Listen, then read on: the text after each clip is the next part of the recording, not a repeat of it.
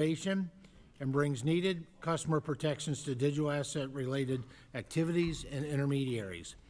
I want to thank Chairman Hill and Stile on Financial Services for their partnership, and Chairman Dusty Johnson and our committee for being a leader on this issue for years.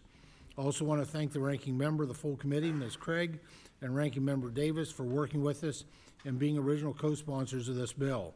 I'm so proud of this committee leading by example with bipartisanship on this issue. Years of work by many people have brought us here to this point to deliver for the American people. I look forward to doing just that and getting another step closer to digital asset market structure with today's markup. I now recognize the distinguished ranking member, the gentlelady from Minnesota, Ms. Craig, for any opening remarks that she may have. Well, thank you so much, Mr. Chairman. Last year, an estimated 55 million American adults held or used cryptocurrency for financial transactions, and that number is growing annually at a rapid rate. This number will continue to grow whether Congress acts or not. But if we don't act, it will grow without the consumer protections that retail investors need and deserve. Protections like those that govern other corners of the American financial system. Congress has a responsibility to put a market structure with guardrails in place to help keep the American people's investments safe from fraud and undue financial risk. The Clarity Act is not a perfect bill, but it's an important step forward. There are significant concerns still that I hope during this markup today we'll be able to mitigate. It does, however, take the first step toward putting in place the consumer protections that digital assets markets currently lack, like disclosures and sequestering consumer funds to protect retail investor deposits from being misused. In addition to protecting retail investors, the companies operating in this space need clear rules of the road to make sure that responsible growth, the ability to innovate, and accountability are all part of the mix. I do want to offer a couple of areas of concerns as we consider this legislation. Former CFTC Chair Russ Benham has testified that the agency would need at least $120 million over 3 years to fully implement this law and have the infrastructure in place for the CFTC to be successful. I would point out to House Ag Committee members that the Appropriations Agriculture Subcommittee last week cut the CFTC's budget by $30 million. While the bill provides for registration fees, those fees mean nothing if appropriators reduce the total funding level for the agency. I would like to make sure that we are all aligned that more resources will be required. Second, as written, there is no prohibition in this law preventing the President and Vice President from using non-public information of these markets for personal profit or from sharing such insider information with others so those close to them can profit. The bill does, however, move to prohibit members of Congress, along with federal judges, our collective employees, and executive branch employees from using non-public information acquired from doing our jobs for our own personal benefit. We have an opportunity to fix that during our markup today. With that, Mr. Chairman, thank you, and I yield back. I would recognize myself for 5 minutes to make some opening remarks. Over the last 2 years, every single witness we have had in this committee room, whether they were from one party or the other, regardless of their background, regardless of their experience, have acknowledged that there is a spot market gap, that an uneven patchwork of regulation by enforcement and unclear rules has stifled innovation, has endangered consumers, and has pushed investment overseas. That's not a strategy. That's a surrender. Today, that all changes. Today, we get clarity. This bill does eliminate that spot market gap. This bill does clearly delineate the roles of the CFTC from those of the SEC. This bill does protect consumers and investors, as the ranking member said, by requiring much-needed disclosures and customer fund segregation. This bill positions America to be the global leader in developing and implementing Web 3. This bill unlocks the technologies that American small businesses and entrepreneurs will increasingly need to power their new ideas and their bold visions. I'll mention a note or two about process. The Clarity Act is the product of years of thoughtful bipartisan work. GT and French, along with Mr. Stile and myself and our colleagues, have showed great leadership in engaging stakeholders in dozens of conversations to improve this product. I do want to mention my colleagues on the other side of the aisle. Rather than play politics and turn their backs on this process, Ranking Member Craig, Ranking Member Davis, and so many of their colleagues viewed themselves as partners in improving this legislation across the last 2 years. That kind of bipartisan work is not common in this town, and the kind of collaboration we had with financial services is not common in this town. I'll close by saying I don't have any idea what innovators will create over the course of the next 5 or 10 or 20 years. But I do know that the actions we take today, the clarity that we will provide, is going to do a great deal to empower those new solutions and those bold visions, and will help transform most every industry.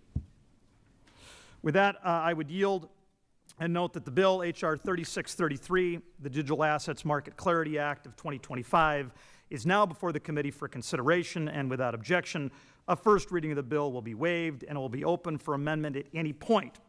I would like to remind members that only those sections of the bill that fall within the Agricultural Committee's jurisdiction will be considered and open to amendment, and only amendments germane to this subject matter before us shall be in order. Without objection, we'll vote on amendments using an electronic voting system. I now recognize myself to offer an amendment in the nature of a substitute on behalf of the Chairman G.T. Thompson to H.R. 3633, and in addition, a manager's amendment to the substitute, which are both at the desk. These amendments make targeted changes only to sections of the bill within the jurisdiction of the Agricultural Committee. These changes are reflective of member and stakeholder input and technical assistance from the CFTC. Without objection, the reading of the amendments are waived, and the substitute, including the changes made to it by the manager's amendment, will be considered as original text for the purposes of further amendment. And with that, if anybody would like to make comments, we'll recognize members for their 5 minutes. Yes, the gentleman is recognized. Thank you, Mr. Chairman. It's great that we're all here today to discuss this really important piece of legislation. Blockchain and digital assets are no longer emerging technologies. They're here, and they're already reshaping how people interact with the financial system. Congress has a responsibility to make sure that we get this right, or as right as possible.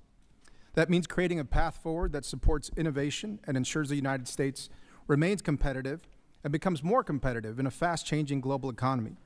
But also means putting in place clear, fair rules that protect consumers like working families and novice crypto users. That can't happen if these technologies are left unchecked. People in my district, many who live paycheck to paycheck, can't afford to be misled by bad actors or to lose their savings to an unregulated market. But they also deserve new ways to invest and be part of a financial system that is fair and gives them the new ways to take personal control of their own finances. We've seen the damage that can happen when industries operate without oversight, and we can't repeat those mistakes in the digital asset space. There's real potential here, not just for profit, but for progress for everybody, from streamlining international payments to increasing access to capital in underserved communities. Blockchain has the potential to make our economy more inclusive and more efficient, but only if we build a foundation of trust and accountability. I'm glad this committee is having this conversation. The stakes are high, and the decisions we make today will shape the future of this industry for years to come. Thank you, Mr. Chairman. I yield back. Gentleman yields back. Now recognize the gentleman from Iowa, Mr. Nunn, for remarks. Well, thank you, Mr. Chairman, and thank you to the members of this committee today. I rise today in support of the Clarity Act. As a member of both the House Ag Committee as well as the House Financial Services, I've had the privilege of working on the subcommittee and the two committee chairs. It's, as you say, Mr. Chairman, strange that not only Democrats and Republicans are working together on this, but that Ag and Financial Services can be able to work together on this. I want to highlight that here in rural Iowa, my home state, we understand commodities. We know corn, soybean, and hogs. And the CFTC is truly an expert when it comes to a trusted regulator for these vital markets. A few miles away in downtown Des Moines, our financial institutions handle stocks, bonds under the SEC supervision. The Clear division works well, and that's what this Clarity Bill helps to do for our traditional markets as well as our future markets in the digital asset space. As digital asset models change, they have blurred the lines, though, and created a regulatory maze for many who want to be able to come into this space. That confusion leaves businesses unsure where to turn, investors vulnerable, and innovation slipping away. At the core of this problem lies a fundamental question. What is a security and what is a commodity? This question seems simple, but it can get complicated really quickly when you start throwing real-world examples out there. Let's consider Ether. Think of it, and I'll use my Iowa term, as a pork chop. By itself, Ether behaves like a commodity, corn or soybean. But when its creators raise enough capital through the initial coin offering, they wrap it in a structure that resembles a security. So now we have a pork chop wrapped in delicious bacon. I think we can all get behind this. But still, the underlying asset of Ether remains a commodity. Even though the bacon is the wrapper around it, it's temporarily made a security through part of the transaction. Now that project has matured beyond its fundraising phase, and the wrapper begins to be removed. We can eat that bacon now and still have the pork chop for later. Ether trades and functions as a commodity once again. Just like when the pork chop was unwrapped, it's still a pork chop and can be traded under the CFTC. The Clarity Act addresses this exact type of scenario. It introduces a maturity test that clearly defines when an asset is a commodity and places it squarely under the CFTC's jurisdiction. This clarity is more than just legal jargon or delicious pork. This is the reality that we need to be able to have for clarity moving forward on when something goes from the SEC to the CFTC. Blockchain projects need this certainty to be able to confidently raise capital and expand beyond their businesses, innovate in new applications, and create good-paying jobs right here in America. Mr. Chair, to our ranking members, I believe we must empower the CFTC to take on this responsibility. They have done it for hundreds of years. By clarifying the CFTC's jurisdiction, we give the American regulator the equipment and the expertise, as well as the flexibility and the principles-based approach they need to oversee a rapidly evolving digital asset ecosystem. If we fail at this, it risks Americans losing jobs, America losing innovation, and the ability for other countries to take lead in this. Not just the Singapores, the Londons, the others who may be moving in the right direction, but also those nefarious actors in Beijing, Moscow, and Tehran, which are already moving in this direction. Today, the era of uncertainty can end with us. The era of turf battles needs to be over. The innovative spirit of America looks to this committee and financial services to be able to drive success. Now is the time, Mr. Chair. America can lead. I urge my colleagues to help support this Clarity Act. With that, I yield my time. Gentleman yields back. Now recognize Mr. Davis, North Carolina, for 5 minutes. Thanks so much, Mr. Chair, and to the ranking member for your leadership. And I want to recognize also Chairman Johnson for our subcommittee. We spent a lot of time together, and I'm sure we'll continue to spend quite a bit of time together. I want to also pause here and recognize the staff, and when I say the staff, that's both the majority and the minority staff that's just really spent a lot of time going over this bill inside and out. I would say we've put in a lot of hours to get us here, to get this landmark legislation ultimately across the finish line. And that's what we're trying to do here, and that's what we're going to do. I'm glad to co-lead the Clarity Act.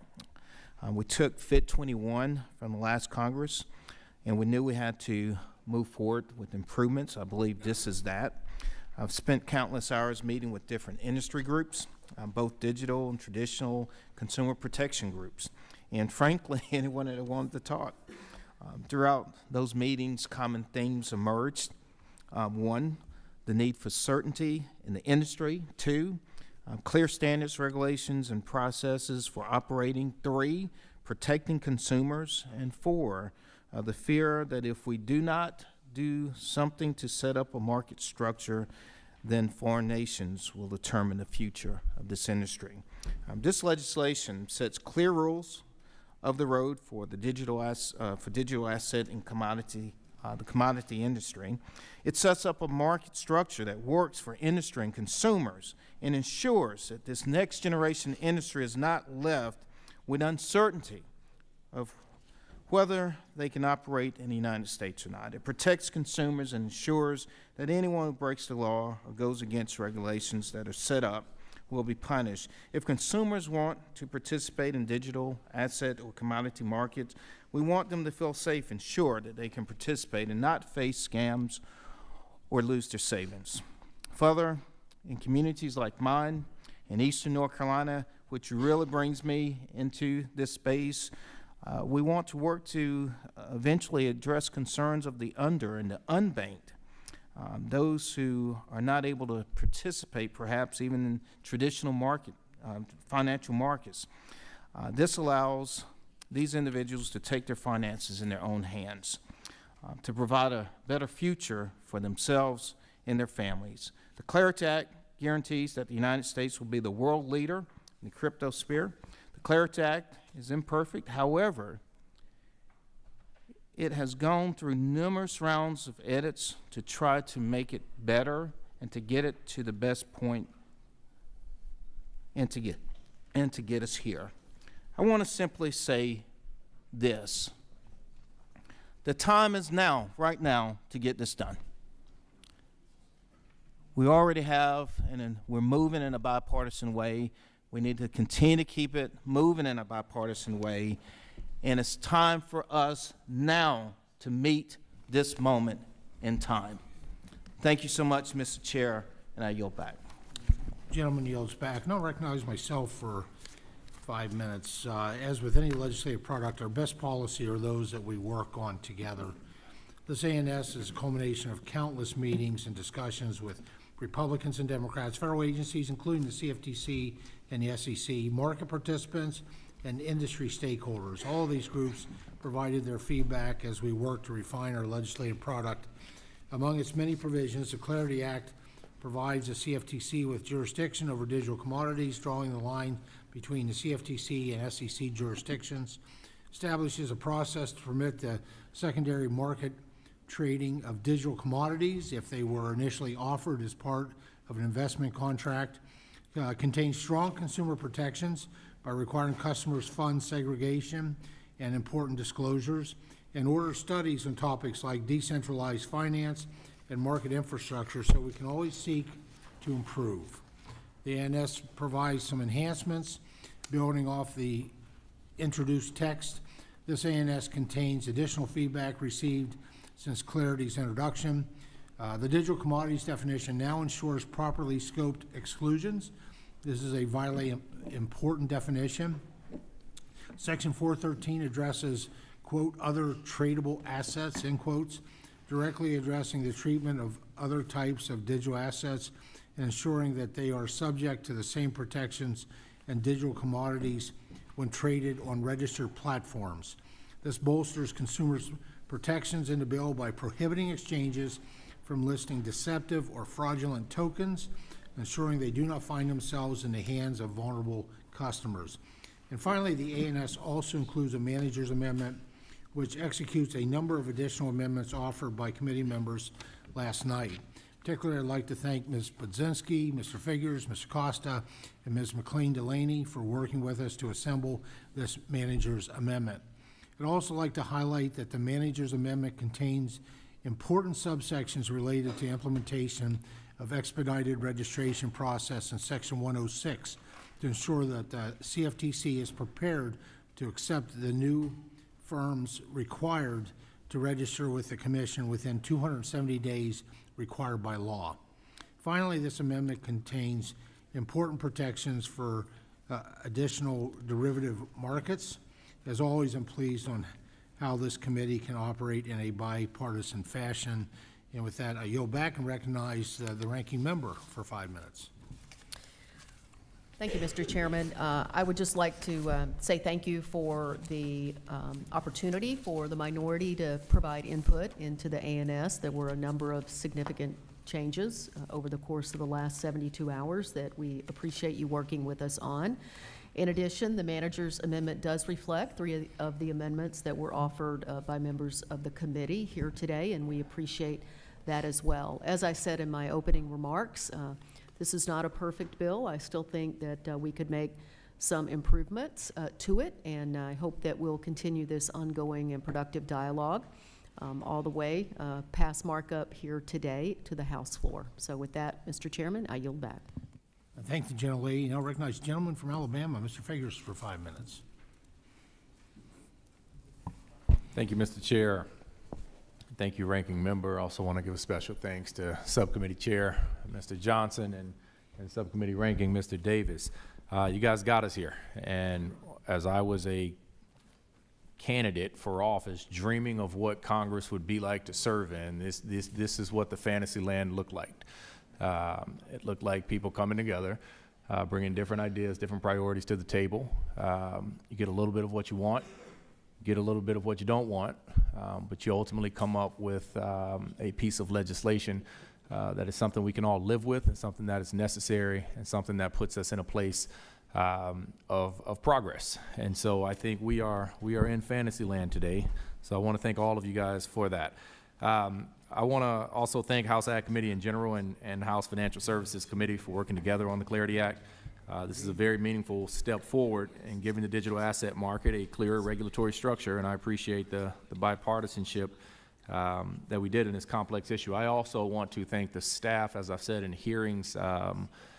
This is complex stuff. This is not easy. It's not easy to understand. It's not easy to digest. It's not easy to explain to people. But you guys have done that and gotten us to where we are. So thank you guys very much for that. As we chart a regulatory path for emerging technologies, we have to remain focused on making sure that we're continuing to serve the people and communities that run the risk of being left behind as we move forward. I'm glad to see the inclusion of the study on expanding financial literacy amongst digital commodity holders, and I believe that it is a valuable step in understanding the challenges that Americans face in navigating this space. But I also believe that, we still had an opportunity to go a little bit further, but I understand why we necessarily couldn't, but I still believe that we have to go further in terms of making sure that rural communities and underserved communities, including those in my district, that they get more than just studies, that they get tangible outcomes, that they need access, they need tools, they need training. Otherwise, we run the risk of leaving these communities behind. There are still far too many areas across my district, across the state of Alabama, across, we heard Congressman Taylor speak a lot about it in the hearing, across the state of Ohio, and other places across this country that still do not have access to the very core ingredient that is necessary to participate in this market, and that's the internet. And so I do believe that we have an obligation to make sure that we're not leaving these communities behind as the digital economy accelerates. After all, these communities are already left behind in so many facets of economic life here in America. And so it's somewhat disappointing that we couldn't get in proposals for education and workforce development pilot programs and broadband access funding to follow the results of the study, but we will get there. We have to keep working. We have to keep going forward. I do, however, want to thank my colleagues for supporting the inclusion of my provision to improve disclosures for blockchain-related financial products. Yet another example of the type of bipartisanship and common sense attitude of this committee in working to get us where we are. Look, the average American doesn't understand. They don't read beyond an 8th grade education. That's what we know. And so when we start, factoring in things like blockchain and cryptocurrency, the literacy rate for the average American plummets even further. And so we have to be mindful of that and doing everything that we can to make sure that we're providing the type of resources that are necessary to keep this market one that all Americans can participate in, regardless of educational background or where you live. So I'll close by saying this. The Clarity Act is a significant milestone, As Chairman Johnson, Subcommittee Chairman Johnson reminded us, this is really only a question of who is going to lead in this space in the future. It's going to be somewhere, and we need it to be America. And this gets us a big step closer to us being that. But what we're doing today must be part of a longer journey, a journey that prioritizes transparency, accountability, and access for all communities, not just those that are currently at the table. So I want to thank my colleagues, and with that, I yield back. Thank the gentleman. Now recognize Ms. McDonald-Rivet for 5 minutes. Thank you, Chair, Ranking Member, Subcommittee Chair, Subcommittee Ranking Member. I'm also thrilled as a freshman to be a part of something bipartisan. Fantasyland. Since its creation, the crypto industry has rapidly grown to a market that directly affects about 1 in 6 U.S. adults, with 70% of the population having invested or used cryptocurrency. Today, more than 55 million Americans are engaging in an environment that lacks a clear and consistent regulatory framework. I have heard from innovators, business owners, and workers about how the lack of clarity prevents innovation, causes confusion, and frankly hurts consumer protection. We can't allow this to continue, and I'm glad we're conducting today's markup. To ensure meaningful consumer protection in these spaces, we must create a regulatory framework, definitions, and jurisdiction, and equip assigned regulatory agencies with the appropriate authority to provide efficient and thorough oversight over digital asset markets. The Digital Assets and the Crypto World Agency provide an innovative space for industry to continue to grow and evolve. We have a duty to act to provide the necessary guardrails now that include many of the steps taken in this legislation. This bill helps strengthen our national security in digital asset markets by giving regulators the tools they need to track cross-border transactions and stop digital assets from being used to evade sanctions or fund adversaries.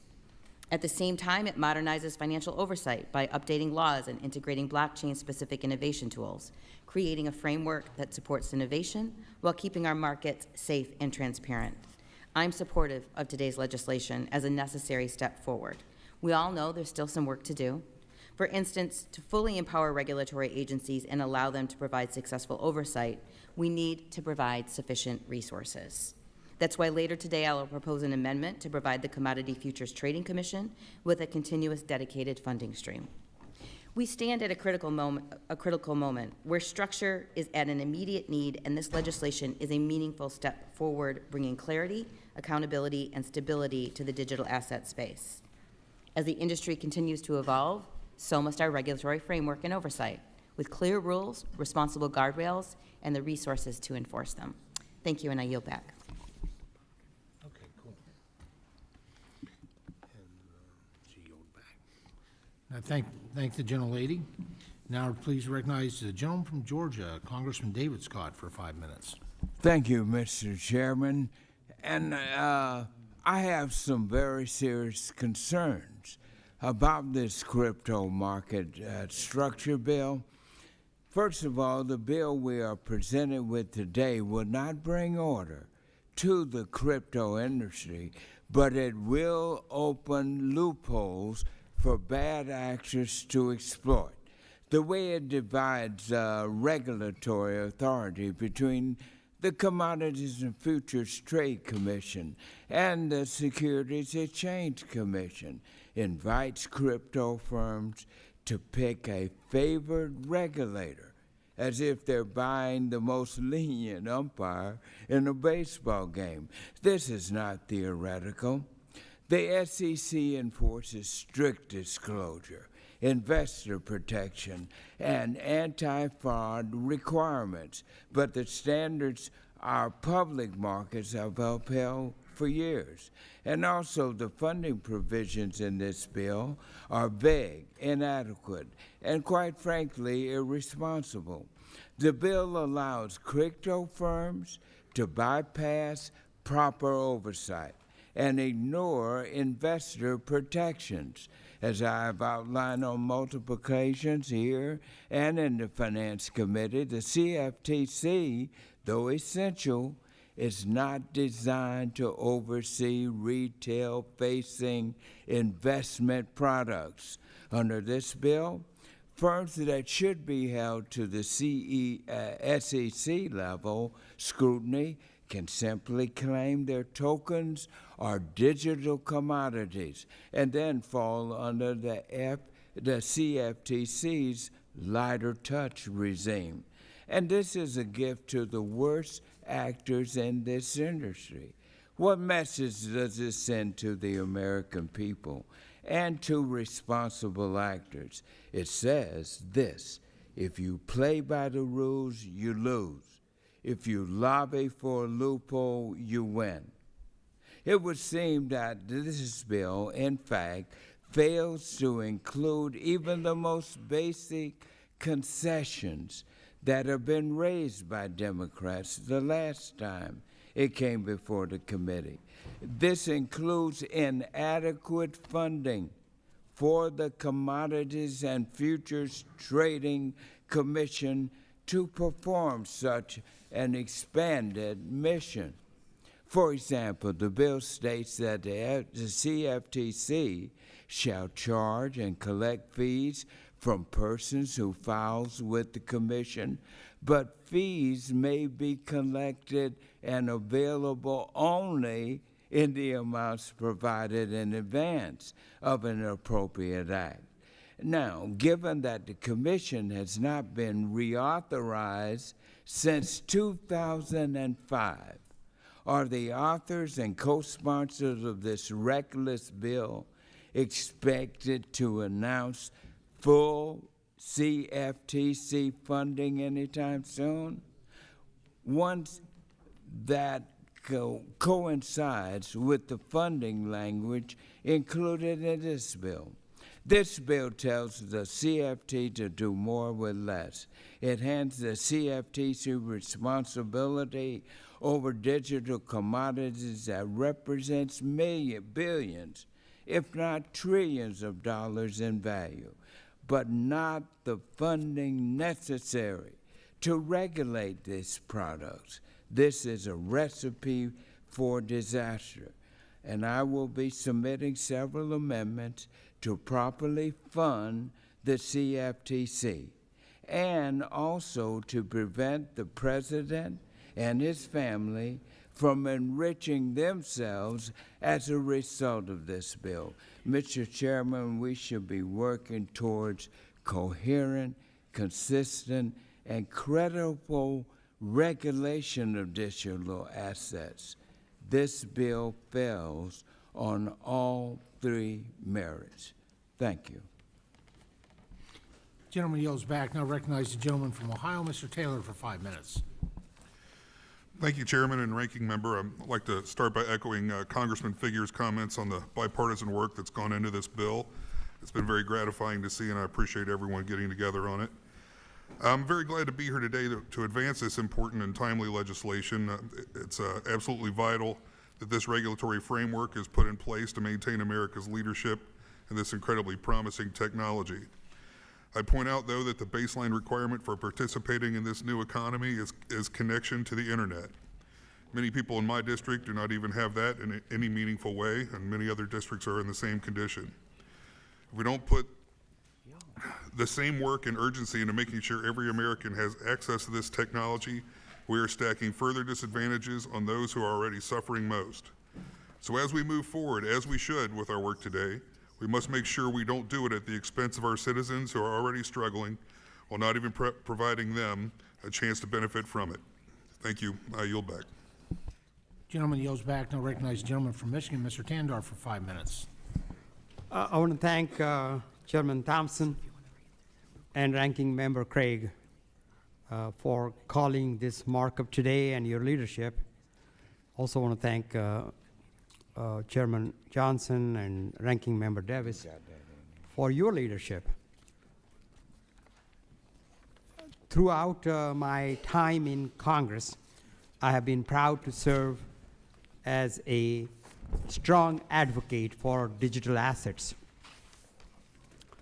From dramatically lowering fees on both domestic and international money transfers to ensuring that every business can effectively compete at the global level,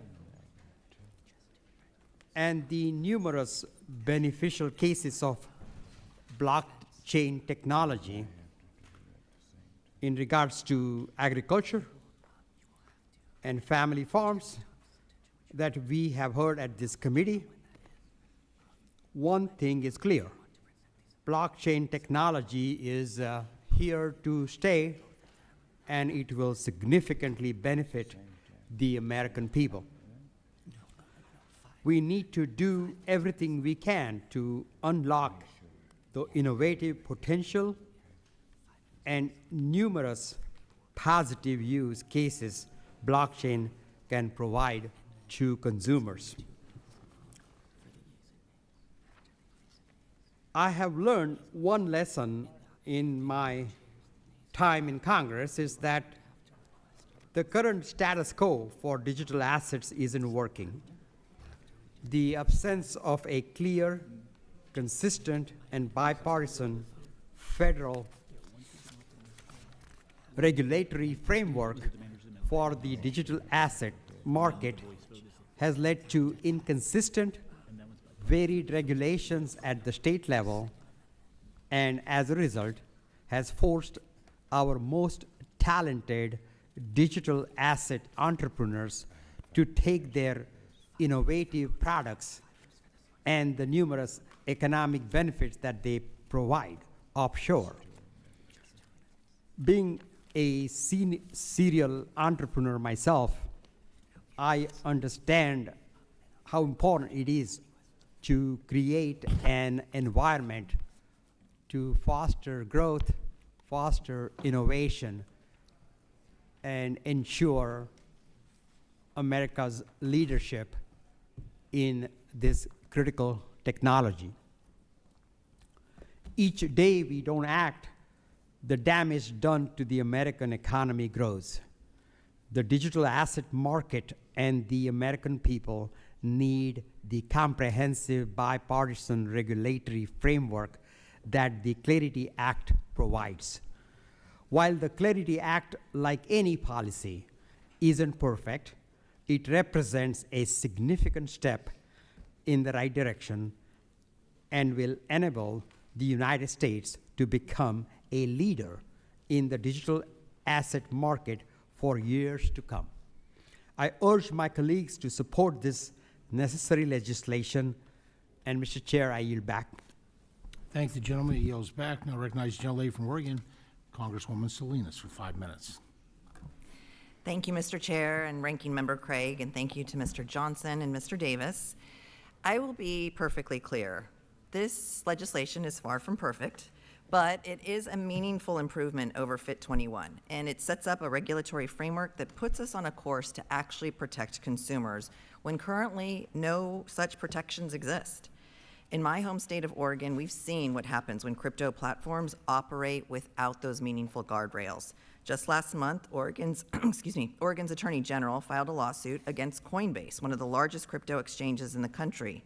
The suit accuses Coinbase of misleading customers, failing to deliver basic protections, and profiting from practices that would never be acceptable in regulated financial markets. And unfortunately, Oregon's not alone. Across the country, people are being misled by the allure of crypto marketing that buries the risks while hyping all of the rewards.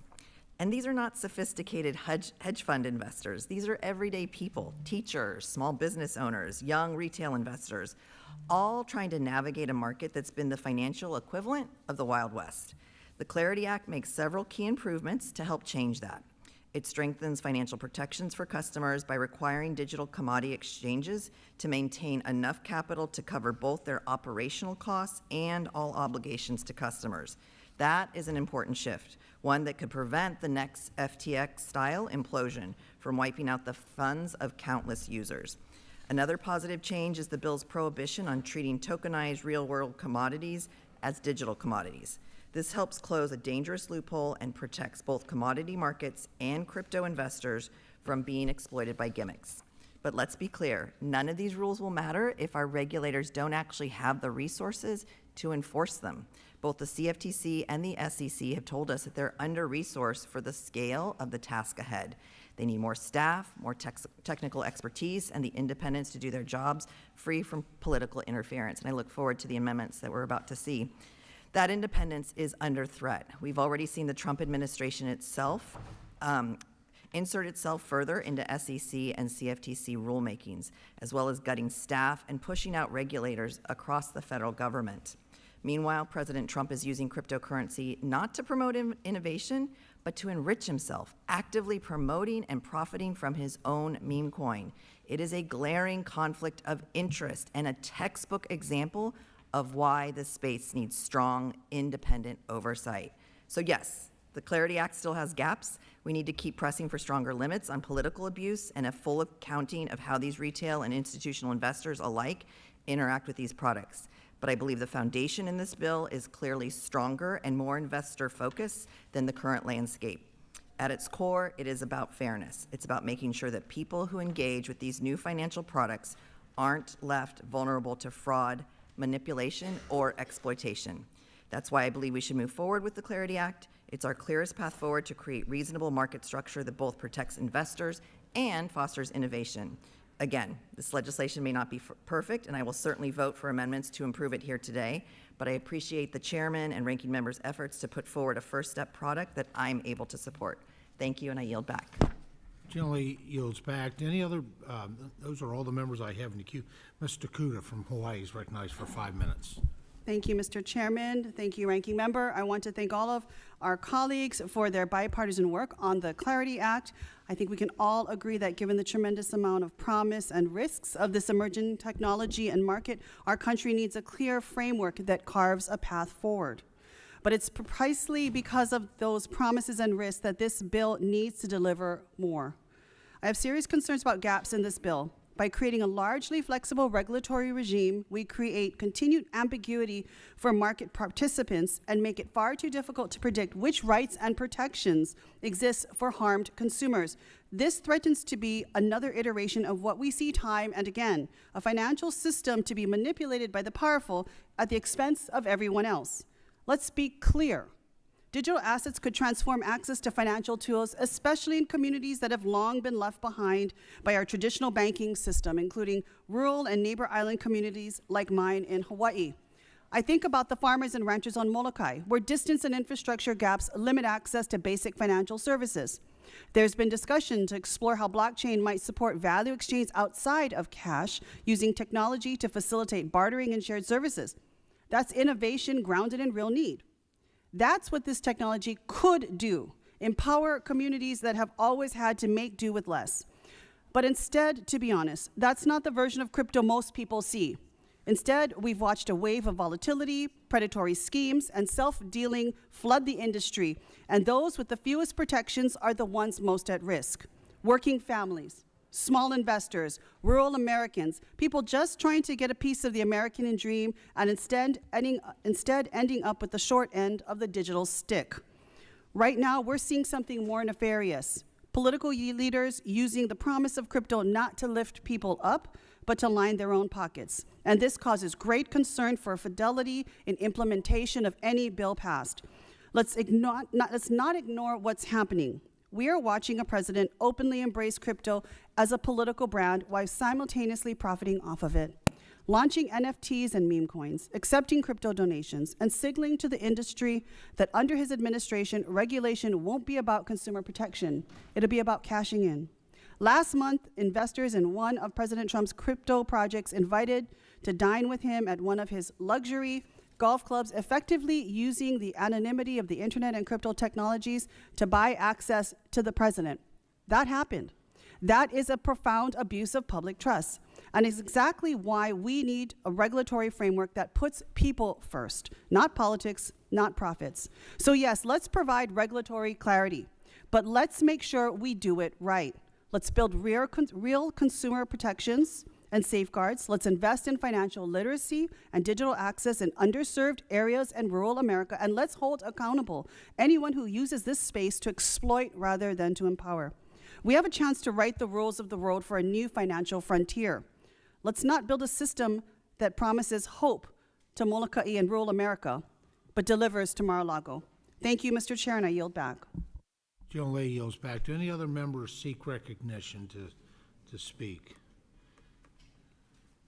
Mr. Jackson from Illinois is recognized. for 5 minutes. Here we go. Thank you, Chairman. Thank you, Ranking Member Craig. Thank you, Chairman Thompson. It's been an honor to work with you over these many months, now years. I stand in support of the Clarity Act.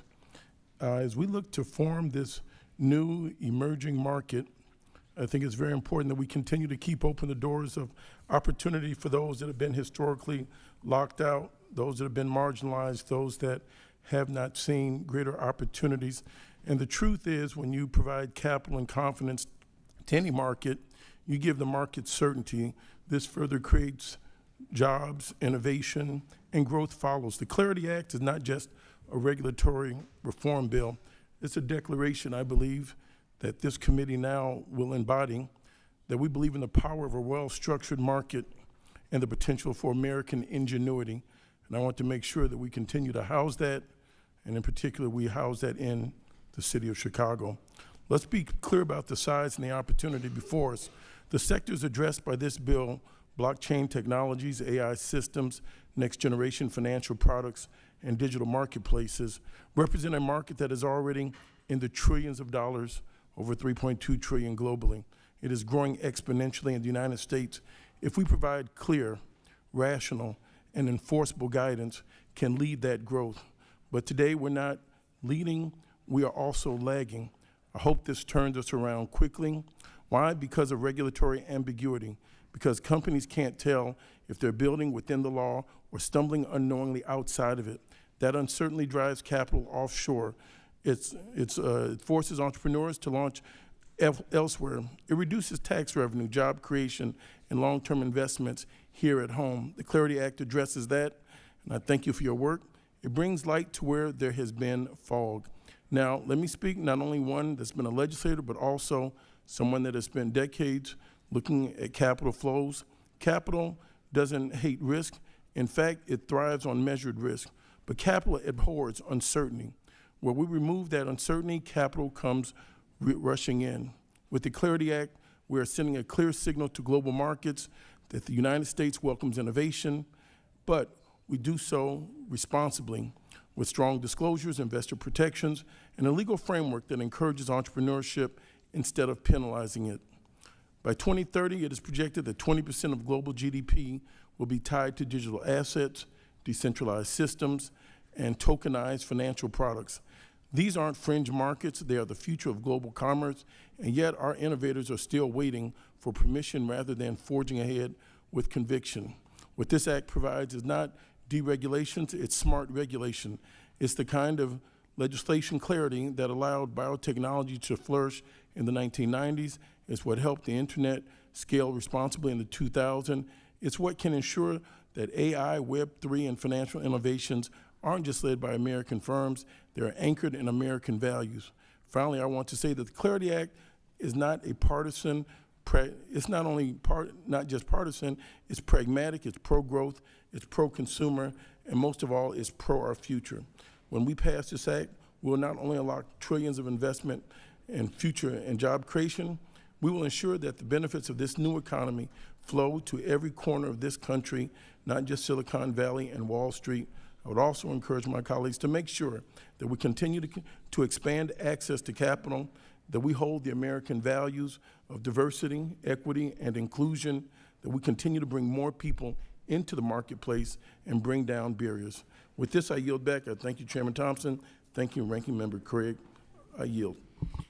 Thank the gentleman for yielding back. Now recognize the gentlelady from Maryland, Representative McLean Delaney, for 5 minutes. Thank you, Mr. Chair, and thank you to our ranking member for bringing us together today. So as we've all been talking about, we're at a pivotal moment. Digital assets and blockchain technology are advancing quickly. Artificial intelligence and other emerging technologies are also evolving. Together, these innovations are reshaping business, privacy, markets, and also our public trust. It's up to us as members of Congress, along with our financial services counterparts, to respond with nimble, smart, and forward-looking policy. This means listening, learning, and working together, even when cooperation is rare on Capitol Hill nowadays. The Bipartisan Clarity Act is a prime example of smart bipartisanship, which has been a hallmark for decades of the Agricultural Committee. I strongly support this common sense work. Our country needs to see more of this. Digital assets are already touching people's lives every day. They're helping home buyers make faster payments. They're allowing small businesses to accept digital transactions, and they're enabling farmers to track food safety and supply chains. And as was pointed out by my colleague, it is imperative that we continue to work on high-speed, affordable internet for all Americans. To utilize this currency, we must all prioritize closing the digital divide. But these tools can also come at real risk. We've seen scams and fraud wipe out savings, and we've seen personal data compromised, and our law enforcement struggle to keep up with bad actors. If we get this regulatory framework wrong, our constituents, retirees, small investors, and working families will pay the price. If we get it right, however, we can unlock real innovation and build a safer, more inclusive financial system. So the bulk of my legal career was spent in online children's safety and in consumer protection. And I've seen what happens when regulation comes late or doesn't have the right bumpers and safeguards. Innovation, trustworthiness, and accountability must go hand in hand. And that requires real cooperation across the aisle, across sectors, and across generations of technology. Well, I'm very, very encouraged by the bipartisan conversations around the Clarity Act, and I truly appreciate the efforts of Republicans and Democrats to come together. I do believe there's still a little more work to be done to get it across the finish line. This bill is a big step towards providing clear rules and stronger tools for regulators and for those in the marketplace. But there are still a few policy issues to be addressed. If we're serious about oversight and creating trustworthiness, we must significantly increase some of our capacity to look at these issues, and expanding regulation without adequate support isn't just impractical, it's irresponsible. Today, I am running several amendments to make this bill better. My amendments provide emergency funding authority for the CFTC, allow the CFTC to collect fees, something that was not in the earlier bill, and remove a special exemption allowing crypto companies to bypass full securities regulation. I am grateful to the chair and ranking members' collaboration throughout the night, and thrilled to see that my amendment is in the manager's amendment. My amendment would have required the CFTC to establish rules establishing requirements for identifying, mitigating, and resolving conflicts of interest. Thank you so much to the chair and ranking member, and of course, your tireless staff on both sides of the aisle for giving us the opportunity to improve the bill. I look forward to continuing the work with my colleagues today so we can build something that truly works for the American people. I yield back. Generally yields back. Do any other members seek recognition to speak? Mr. Mesmer is recognized. Thank you, Mr. Chairman. After months of hearings, briefings, and negotiations, I'm thrilled this committee is finally coming together to consider a substantive solution to the current failure of the digital assets regulation. During the drafting process of the Clarity Act, 3 sets of witnesses were brought before the committee to share insight as blockchain developers, market regulators, and legal experts. Despite their various career paths and perspectives, 3 common threads tied all their testimonies together. First, that uncertainty resulting from a lack of statutory regulations has produced a period of muddled regulation, under-innovation, and uprooting of industry from American soil altogether. Second, that failure to distinguish jurisdiction between the SEC and CFTC has created duplicative requirements, loopholes for bad actors, and a complete regulatory gap surrounding the exchange of digital commodities on the spot market.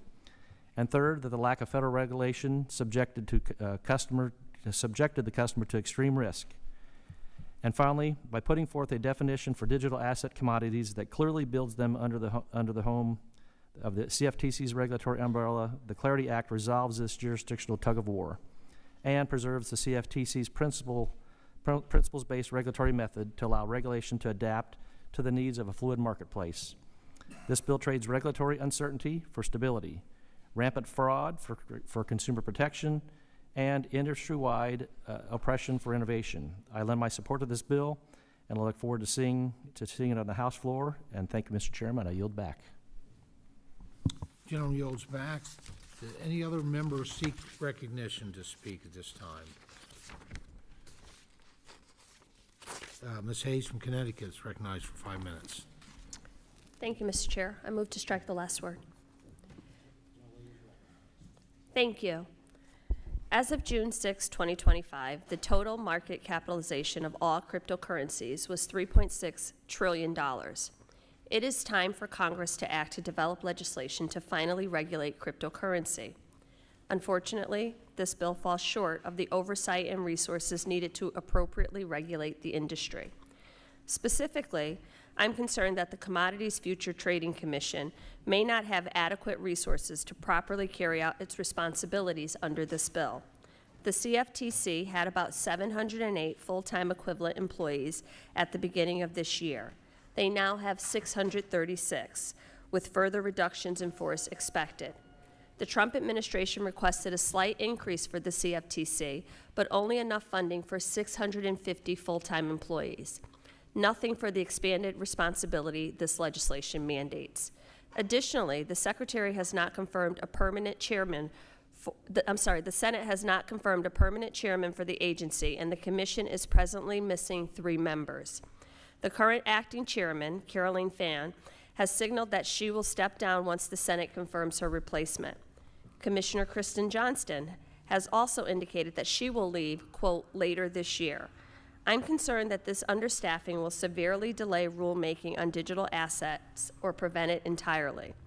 If this remains the case, any clarity that this bill provides to digital asset markets will be in name only, as regulators will remain paralyzed by a lack of resources.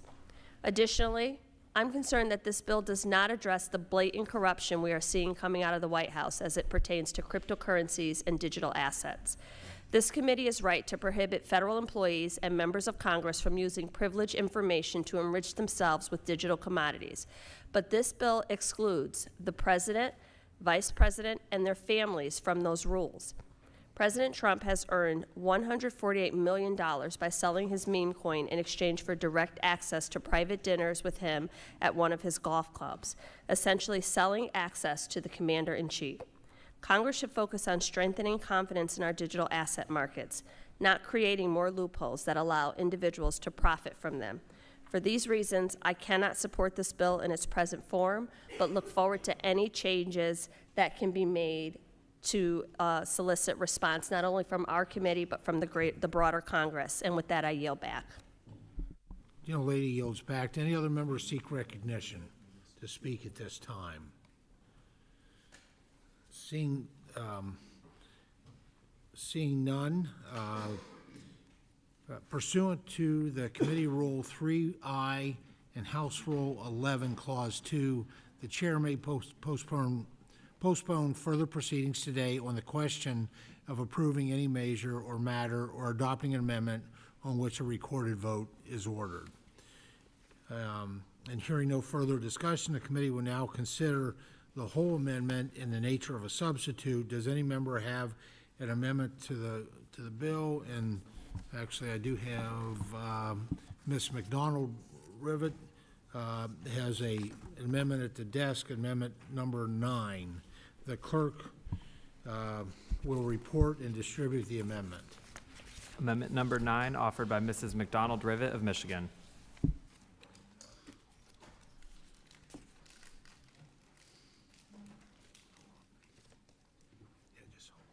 They're passing out.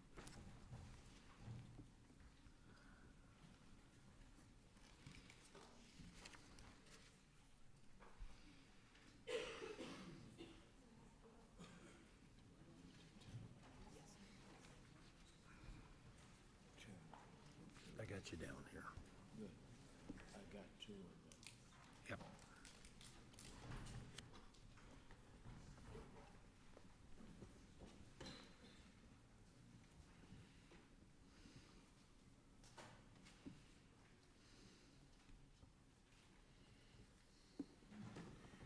I don't know if you're available, probably not short notice, but either tomorrow or Wednesday or Thursday at 8 o'clock for breakfast, start talking about Farm Bill 2.0. And if not, we'll wait a week till we come back, but. Okay.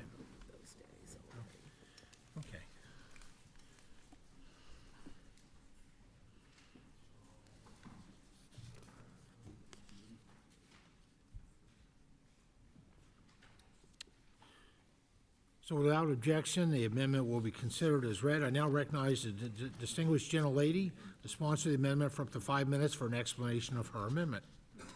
Thank you, Mr. Chair. I offer this amendment to provide adequate funding to the Commodity Futures Trading Commission to allow it to carry out the oversight responsibilities it is assigned in today's legislation. As I mentioned in my opening comment, creating a dedicated and continuous funding stream for the CFTC is vital for its future success, especially as our committee proposes to expand its scope of work.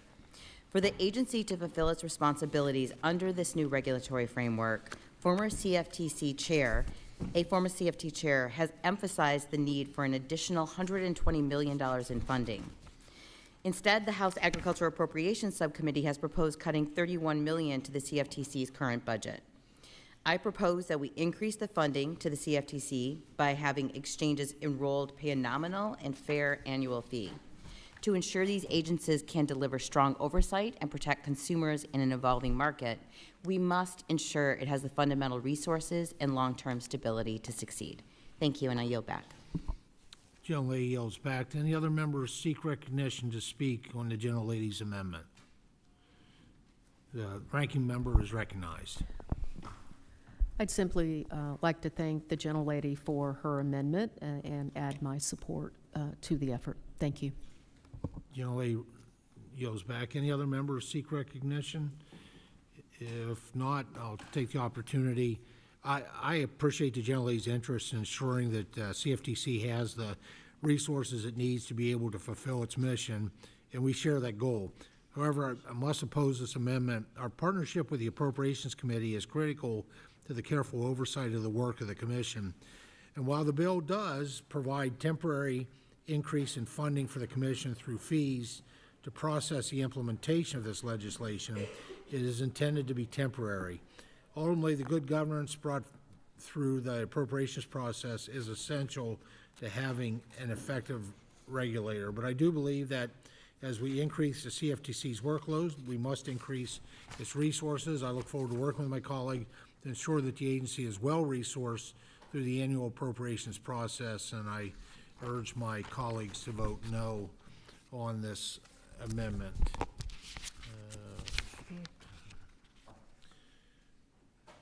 Does any other member wish to be recognized?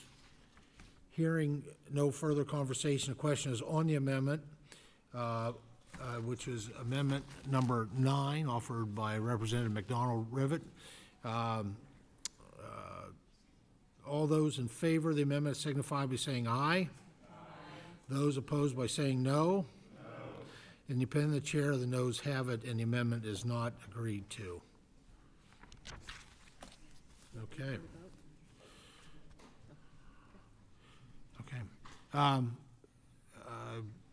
Now recognize Congresswoman McLean Delaney has an amendment at the desk, amendment number 5. The clerk will report the amendment.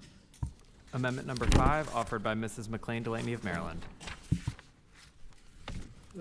And distribute the amendment, please.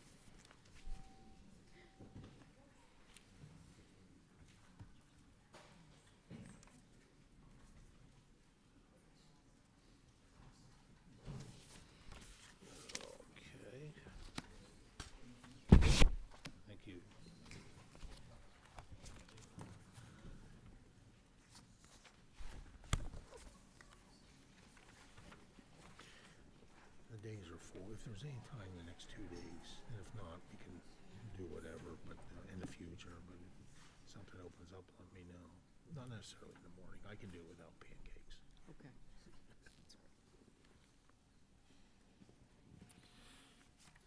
Very good. Amendment has been distributed, and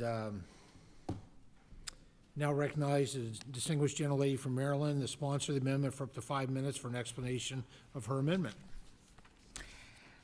Thank you again, Mr. Chairman. Sustainable regulation requires stable funding. And as we consider the Clarity Act, we must recognize that regulation without resources is regulation in name only. And as already noted by my colleague McDonald-Rivet, the need for stable funding is key. As rewritten, the Clarity Act relies on short-term, uncertain fee structure, putting the CFTC at a disadvantage.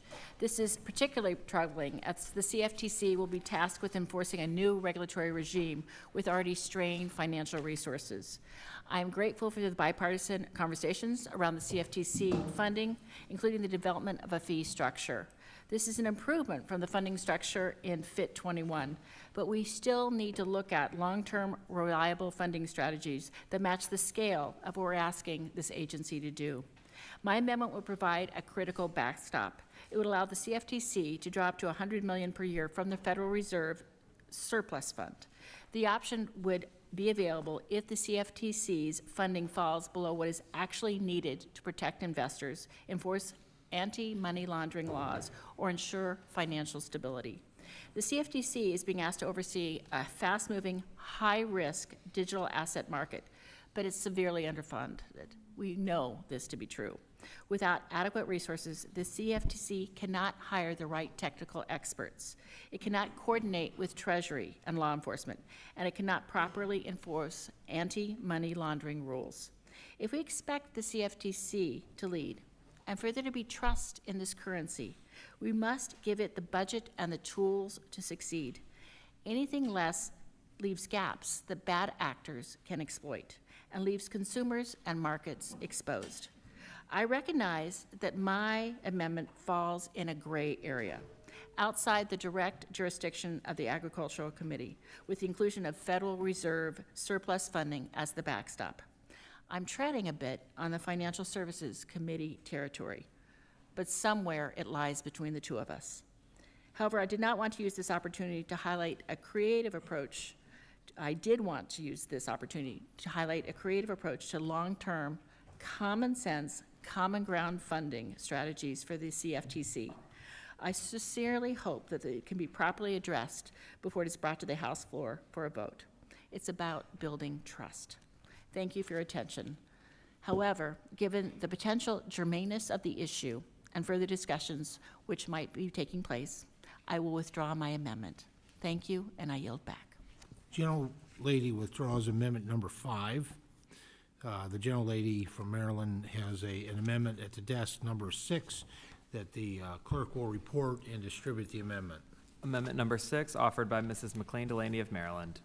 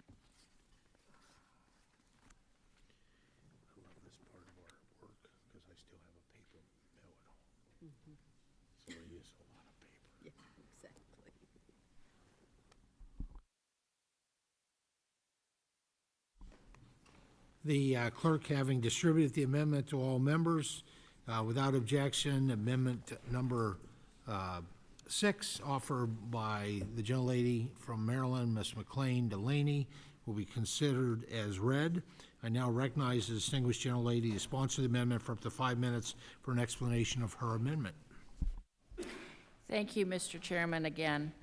Section 410 of this legislation outlines the resources that the CFTC will be needed to implement this new regulatory framework.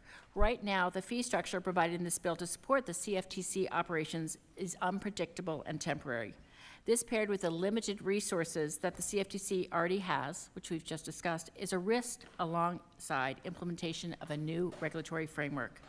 As I've stressed today, with the anticipated increase in registrants and market activity, the CFTC's responsibilities will grow significantly.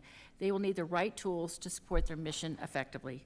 My amendment will make a modest but extremely consequential adjustment to the Clarity Act. Specifically, my amendment would ensure the CFTC can collect fees and registration fees from the new entrants required to register with the CFTC and the SEC. These fees won't be just a one-time collection. The CFTC will collect them initially and annually for 4 years. This approach gives the agency the steady funding needed as it builds to solidify a regulatory framework. Including this funding mechanism will allow the CFTC to hire skilled staff and conduct thorough market oversight, enforce AML laws, and promote financial stability.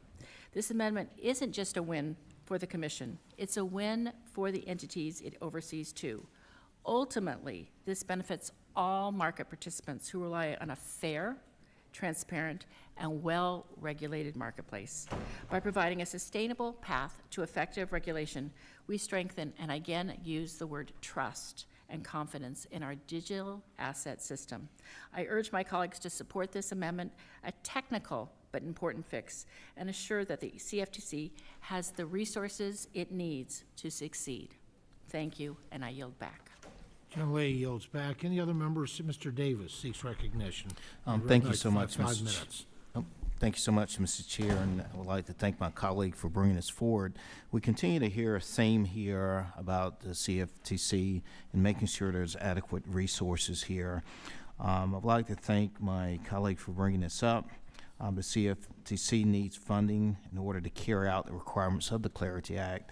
Having a registrant fee in once the CFTC completes its rules, that leaves the CFTC short of funding in order to continue to carry out the regulatory parts of the industry. So we do support this amendment. Thank you. I yield back. Gentleman yields back. Any other members seek recognition to speak on the gentlelady's amendment number 6? If not, I'll take the opportunity here. I thank the gentlelady from Maryland for offering this amendment. It is an important amendment to ensure our intent is captured in the legislation.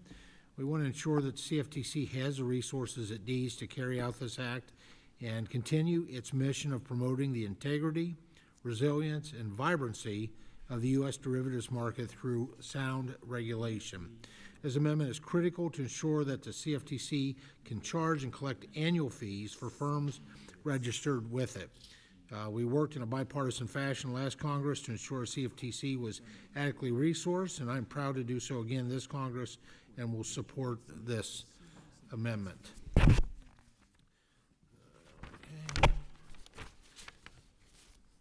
Hearing no further conversation, the question is on amendment number 6 offered by the gentlelady from Maryland, Ms. McLean Delaney. All those in favor of the amendment signify by saying aye. Aye. Those opposed by saying no. In the opinion of the chair, the ayes have it, and the amendment is agreed to.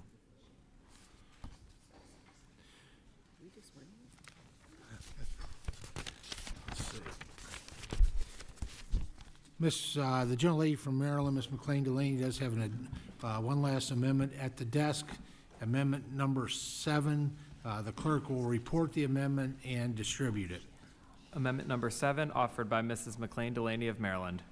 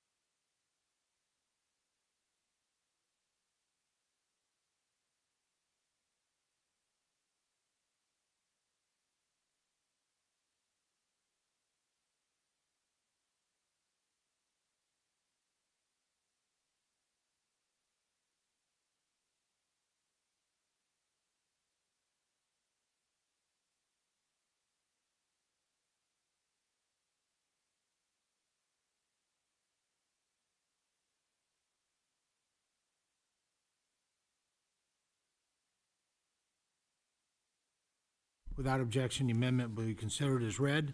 And now recognize the distinguished gentlelady from Maryland to sponsor the amendment for up to 5 minutes for an explanation of their amendment.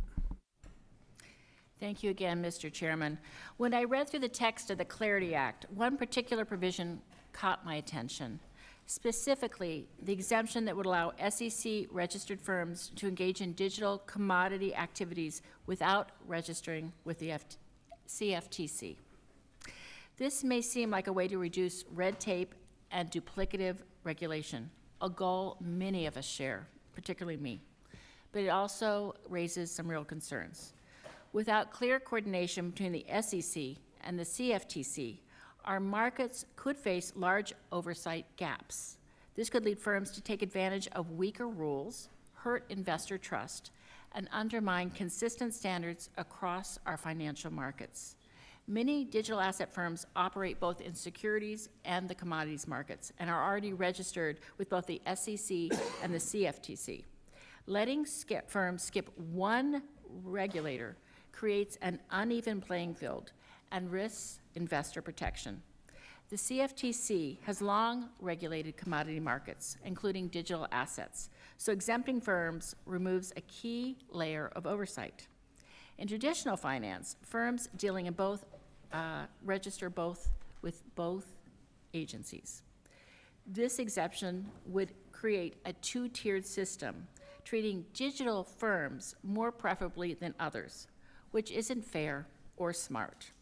Our traditional finance companies should not be disadvantaged, and we should create a fair and level playing field for all market entrants. Striking Section 411 strengthens the underlying bill. It would restore accountability, install equal treatment across the market, and empower the CFTC to hold its role without expanding bureaucracy.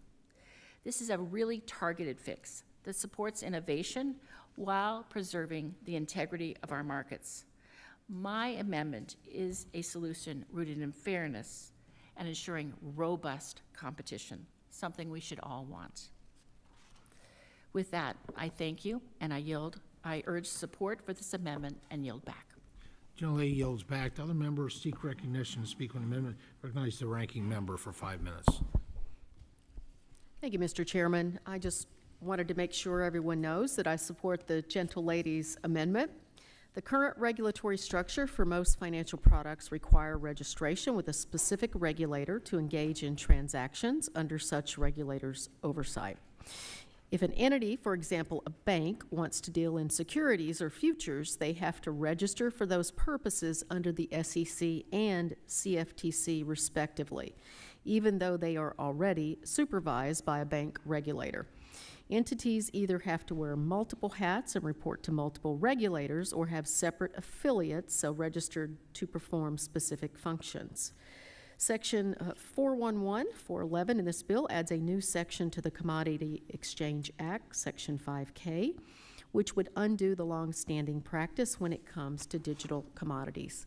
Section 5K would allow SEC-registered entities to be engaged in activities related to digital commodities without having to register with the CFTC, so long as those activities fall below certain thresholds. I'm concerned that allowing separate regulators to regulate the same activities but under different regulatory standards for different market participants would lead to, at best, consumer confusion or, at worst, regulatory arbitrage.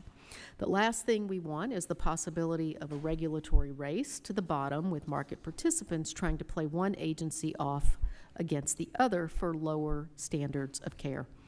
While there are other SEC entities which enjoy similar exemptions from CFTC registration, much of those exemptions were achieved by the CFTC using its own exemptive authority after public notice and comment to grant those exemptions. I would note that the bill already provides the CFTC with such exemptive authority, and the agency could, after notice and comment, issue rules providing for an exemption modeled after the provisions in 5K. I think it is more important for the SEC and CFTC to first get their rules established for this marketplace before we start granting exemptions. The amendment strikes Section 411 and corresponding citations in the Act to the new 5K language. I believe keeping a current dual regulatory framework for digital commodities is an appropriate starting point for this new industry. It is familiar and related to financial products are related. Of course, the CFTC can and should use its exemptive authority to provide necessary exemptions to avoid duplicative regulation and conflicting rules. But until we know what those rules are, providing an exemption right off the bat in statute would be putting the cart before the horse. I urge my colleagues to support the amendment, and Mr. Chairman, I yield back. Gentlelady yields back, and I recognize the gentleman from North Carolina seek recognition for 5 minutes. Mr. Davis. Mr. Chair, I do appreciate it. I stand on the ranking member's comments. I yield back. Gentleman yields back. Any other members seek recognition to speak on the gentlelady from Maryland's amendment number 7? If not, I'll take the opportunity to be able to do that. I thank the gentlelady for her amendment. As you all know, we've collaborated very closely with financial services for several years on this. I'm very proud of the I guess, by committee work that we've done. That's kind of not real typical in Washington, D.C., and they're very appreciative of all of our members engaging with that. And we've done that for years on digital asset market structure. This particular section is an important priority for our friends at the Financial Services Committee. That's what they're asked, and I value what they have contributed to this effort. So I have to oppose this amendment. Any other members seek recognition to speak? If not, hearing no further conversation, the question is on the amendment. All those in favor of the amendment signify by saying aye. Aye. Those opposed by saying no. No. In the opinion of the chair, the noes have it, and the amendment is not agreed to. Mr. Chairman, I'd like to call for a recorded vote. Recorded vote is requested. Pursuant to Committee Rule 3I2, further proceedings on the amendment shall be postponed. Mr. David Scott has an amendment at the desk, amendment number 1. The clerk will report the amendment and distribute the amendment. Amendment number 1, offered by Mr. David Scott of Georgia.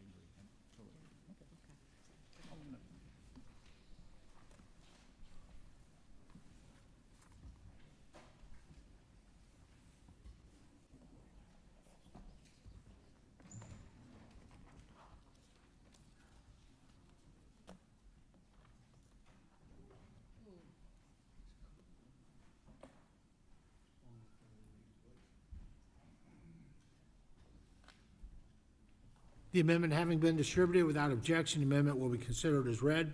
And now recognize the distinguished gentleman from Georgia, the sponsor of the amendment, for up to 5 minutes for an explanation of his amendment number 1. Thank you, Mr. Chairman. Chairman Thompson, we are sitting here today marking up a bill that expands regulatory authority of the Commodities Futures Trading Commission, an already overstretched agency with responsibilities for an entire new asset class without providing the financial resources necessary for them to do the job. Let us not forget that Congress has failed to formally reauthorize the CFTC since 2008. Yes, that's correct. 2 decades without a proper modern reauthorization for the CFTC. And now with this bill, we are piling onto that neglected framework a sprawling new mandate to regulate digital assets, which now is the most complex sector of our nation's economy. The funding provisions in this bill are vague, inadequate, and frankly irresponsible. This bill essentially tells the CFT, do more with less. It hands over the responsibilities of the digital commodities that represent billions, if not trillions of dollars in value. Yet, it does not provide necessary funding to carry out these tasks. My amendment will fully reauthorize the CFTC to make sure that the agency is adequately funded to hire regulators, technologists, auditors, enforcement personnel, and the cybersecurity experts that they need to get the job done. My colleagues will remember that I offered the exact amendment 2 years ago when our committee considered the FIT 21 market structure bill. Mr. Chairman, last Congress, you and the authors of this bill committed to me to working to get the CFTC reauthorization over the finish line. Please do this. And yet 2 years here later, no substantive efforts have been made to do so. If FIT 21 was not the proper vehicle to reauthorize the CFTC, and the partisan farm bill is not either, what is? Does the CFT have to wait another 5 years or the next farm bill for Congress to finally do its job? Weak oversight in an industry that is already rife with bad actors will not just impact markets, it will impact the American people. Without a fully funded CFTC, everyday investors, consumers, working Americans will remain vulnerable to the fraud, to the manipulation, and the abuse that will result as a product of this reckless bill. We've seen time and time again what happens when Washington underfunds regulators and looks the other way. My amendment will ensure we don't repeat our mistakes. Mr. Chairman, I plead with you. We owe the American people better, and I strongly urge all my colleagues, both the Republicans and Democrats, to support this amendment. Let's give the CFTC the kind of funding that they deserve to make sure this critical, complex, and delicate product is done for the American people. And I thank you for the time, and I hope this committee will please support this vital, important amendment, and the CFTC thanks you. That gentleman's time has expired. Any other members seek recognition to speak on this amendment? Mr. Davis from North Carolina is recognized. 5 minutes. Mr. Chair, I would simply come back to this theme we continue to hear today, and that is we want to move forward. I want to be clear. I think it's important to move forward, but at the same time, there has to be adequate support, and we really have to continue to think through. It's been way too long since we have reauthorized the CFTC, And now with the Clarity Act moving forward, we're working to get this to the president by August. I really think we have to prioritize what the gentleman, Mr. Scott, has asked for. And, you know, I'll simply say, I mean, I may have different thoughts about where we are today. You know, matter of fact, I would say, you know, when I think broadly speaking,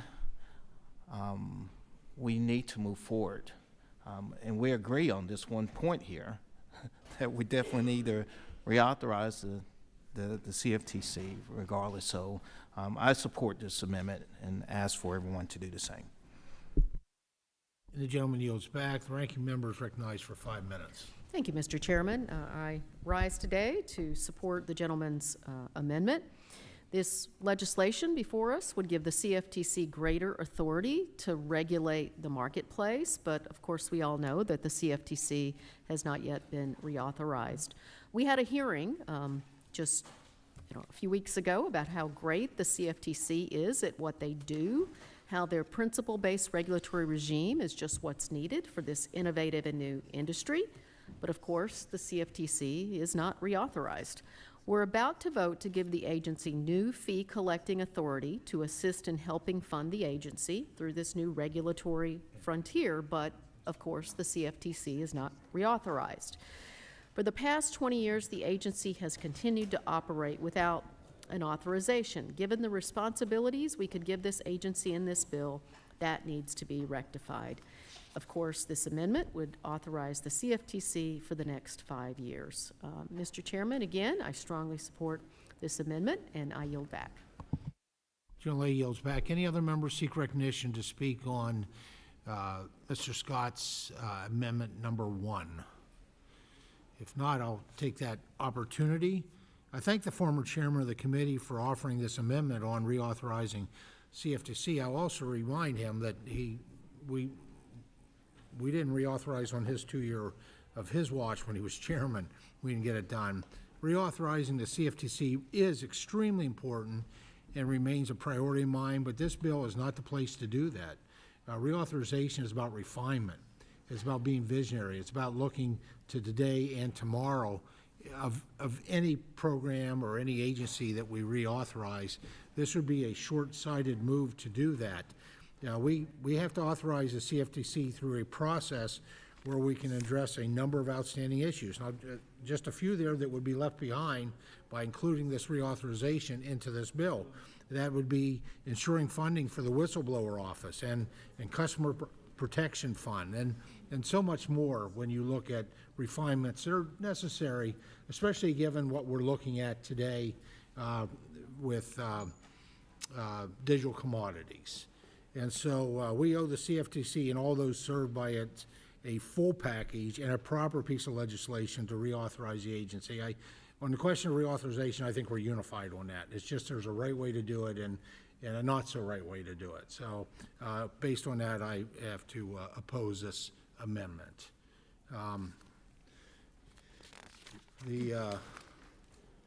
Hearing no further conversation, the question is on the amendment.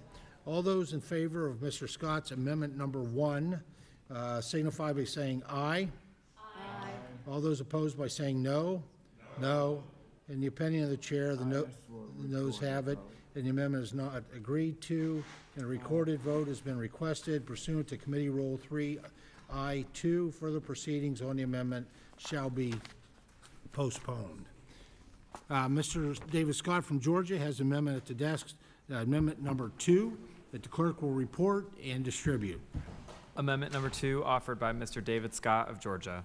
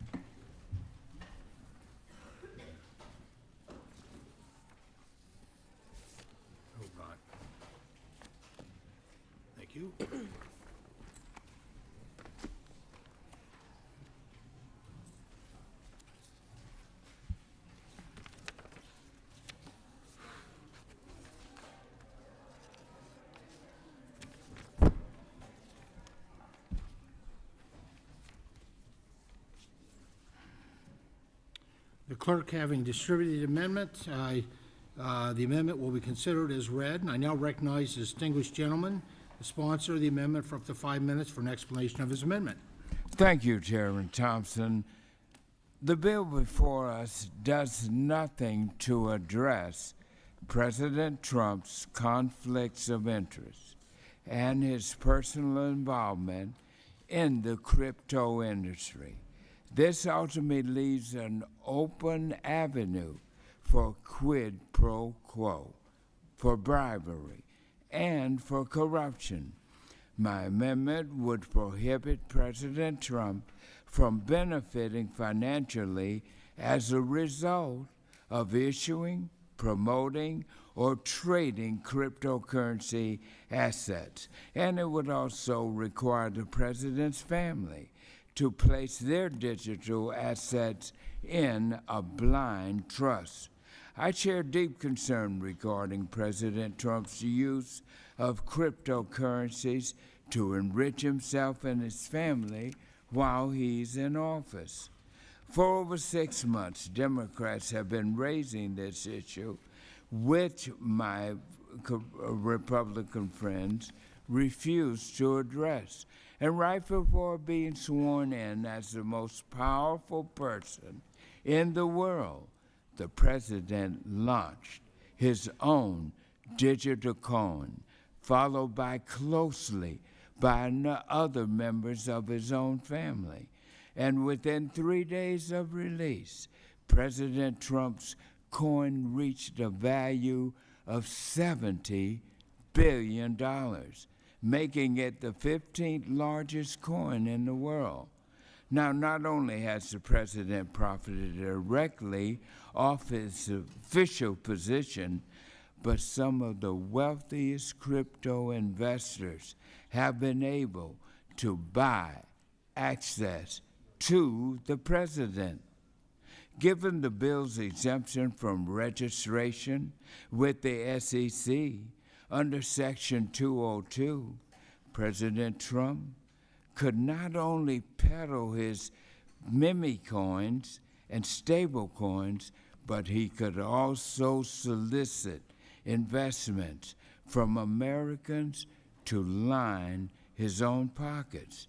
My amendment prevents the president and those closest to him from issuing endless cryptocurrencies.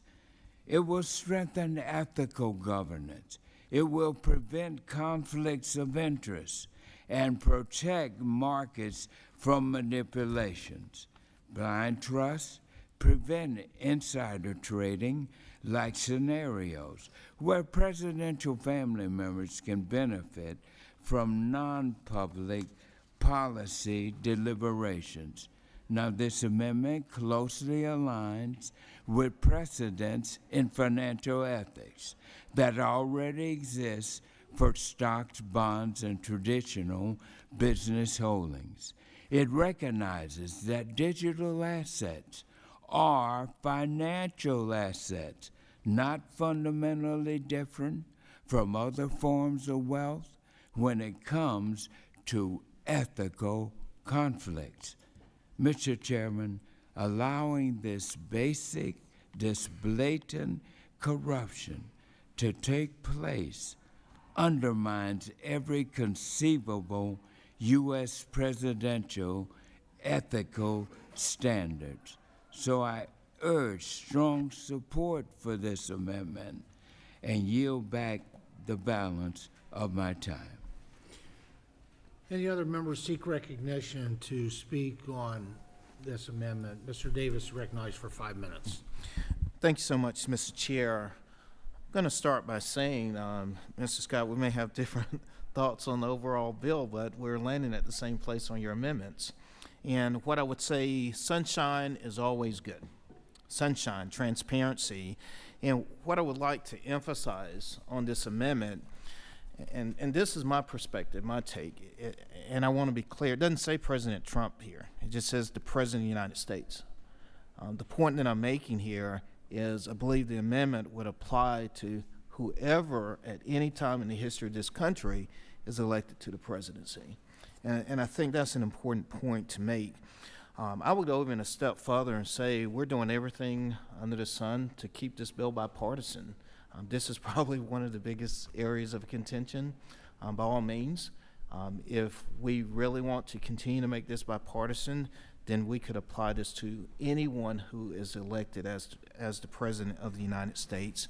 Mr. Chair, this is about transparency, it's about accountability, and I urge support of this amendment. Even though it may be tough, I do urge support of this amendment.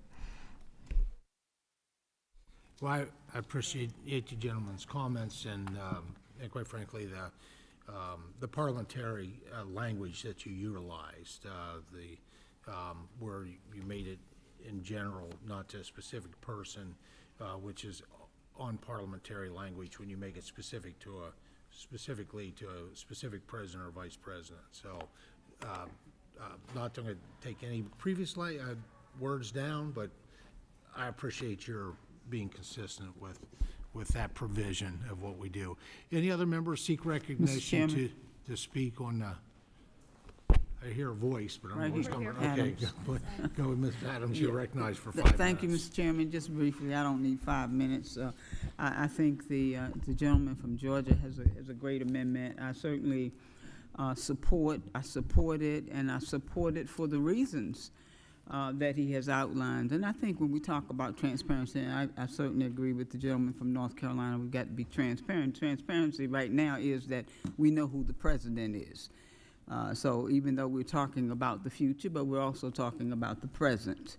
The present is that our president is Donald Trump. So, and all of the things that that have been said regarding the possibilities of what could happen and what's happening right now, I think should concern us. But so I'm certainly with you on this amendment. Thank you for offering it, and I yield back, Mr. Chairman. General yields back. Any other members seek recognition to speak on amendment? Mrs. Salinas, recognized for 5 minutes. Thank you, Mr. Chair. I'll be brief. I do support this amendment, and I have a lot of folks in my district who voted for President Trump. I have a lot of folks in my district who voted for the previous president as well. And I think the reason this amendment is so important is because the American people really have lost trust in their government, and they want to know that we are going to protect them from any official from taking advantage of unwitting investors, and that's exactly what this does. So whatever president may come along, they would just not be able to own, issue, promote, or control any digital assets, including meme coins. So whether it's this president today or a future president, we need to start restoring trust and faith in our elected officials, and I think this amendment does that. I yield back. General Lay yields back. Any other members seek recognition to speak on this amendment? If not, I will do that. I want to thank the gentleman for his amendment. I'm afraid I have to oppose it. Sunshine is important, but sunshine comes from different places on Capitol Hill, and from a jurisdictional perspective, it kind of dictates where the sunshine comes from. This is not the venue to discuss presidential ethics. At the end of the day, discussions around appropriate ethical limitations imposed on the president are not the subject of this committee. They're the subject of the Oversight Committee. The focus of this committee and this legislation is not to tell the president what they can and cannot do. The purpose of this legislation is to give the American people a comprehensive regulatory framework so they can participate in the digital asset ecosystem with confidence and certainty, and let innovation flourish. And for that reason, I oppose this amendment. Where are we? Hearing no further conversation, the question is on the amendment. All those in favor of the amendment signify by saying aye. Aye. All those opposed by saying no. No. In the opinion of the chair, the noes have it, and the amendment is not agreed to. I ask for a recorded vote. A recorded vote has been requested pursuant to Committee Rule 3, letter I, number 2. Further proceedings on the amendment shall be postponed. Mr. Vindman has an amendment at the desk. Amendment number 4. The clerk will report the amendment and distribute it. Amendment number 4 offered by Mr. Vindman of Virginia.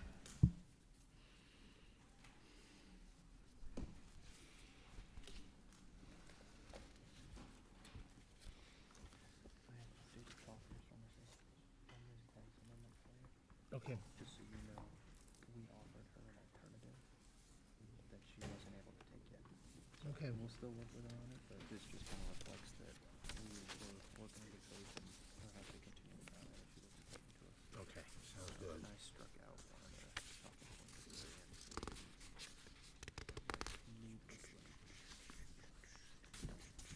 Go on, no, second page. Gotcha. Okay.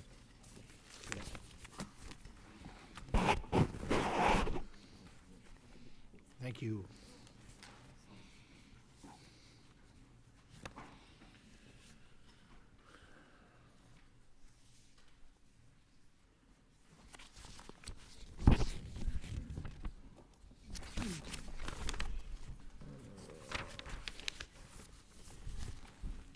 The clerk, having distributed the amendment and without objection, the amendment will be considered as read. I now recognize the distinguished gentleman, the sponsor of the amendment, for up to 5 minutes for an explanation of his amendment. Thank you, Mr. Chairman. Frankly, I'm offering this amendment that up until recently I thought was totally unnecessary. And maybe I'm harping on this topic because I was a former ethics lawyer during the previous Trump administration. And I think government integrity, public integrity is an important issue. This amendment is about protecting both the integrity of our financial markets and the integrity of public service. But in recent years, we've seen the rise of meme-based financial assets often built around public figures, including sitting officials. These aren't just internet jokes anymore. They're being traded, speculated on, and in some cases profited from. Just look at the president's meme coin. Yet this industry should not suffer from the corruption of greedy politicians. This is a conflict of interest that undermines the legitimacy of both our government and our markets. My proposed amendment is simple. If you're a company trading crypto and seeking certification, you are banned from trading or offering services for meme-based assets tied to a sitting president, vice president, or any other federal public official. We're talking about rampant corruption. We're taking rampant corruption head on. The costs are too expensive not to.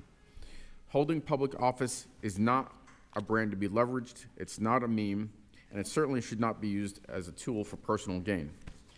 So I want to take a moment to turn to an article that was published in the New York Times on May 13th. The title is "Tiny Company with China Ties Announces Big Purchase of Trump Cryptocurrency." The sub-headline is, "The firm which produces content for TikTok recorded no revenue last year, but it announced this week that a mysterious stock sale will allow it to invest heavily in Trump meme coin."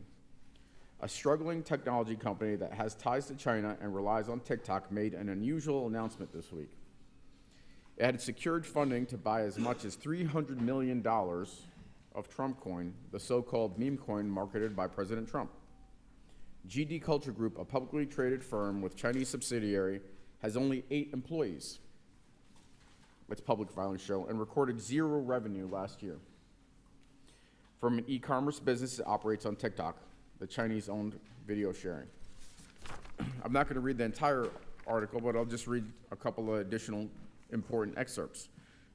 This purchase, or the purchase, would create clear ethical conflicts, enriching Mr. Trump's family at the same time as the president tries to reach a deal that would allow TikTok to keep operating in the United States rather than to face congressionally approved ban, a ban many of the members in this room voted for. Another section reads, "But any purchase by GD Culture Group would be the first known example of a China-linked firm buying Mr. Trump's meme coin. In its financial disclosures, the company has noted that its subsidiary, and I'm going to butcher this, Shangxi Xinshu, might be influenced by demands from the Chinese government, though that's not unusual wording for a Chinese company. In quotes, the Chinese government may intervene or influence its operations at any time," the company said in its annual report. As we consider the regulatory framework for cryptocurrency, we have to consider these issues related to public integrity and, in fact, public officials that could profit from this. And you don't have to take my word for it. You could look at articles like this from New York Times. We're already facing a crisis of corruption, and the idea that public officials could benefit financially from coins tied to their name or image only fuels that fire, and it must be stopped. This amendment helps take on corruption. It ensures public service remains about the public and not about playing a market built on internet hype. This amendment would ban companies trading crypto and seeking certification from listing or trading any meme-based asset associated with federal public official, including the president or vice president. It also strengthens the financial industry by drawing a clear line between legitimate innovation and improper political speculation. This clarity would benefit everyone, from investors to the American people.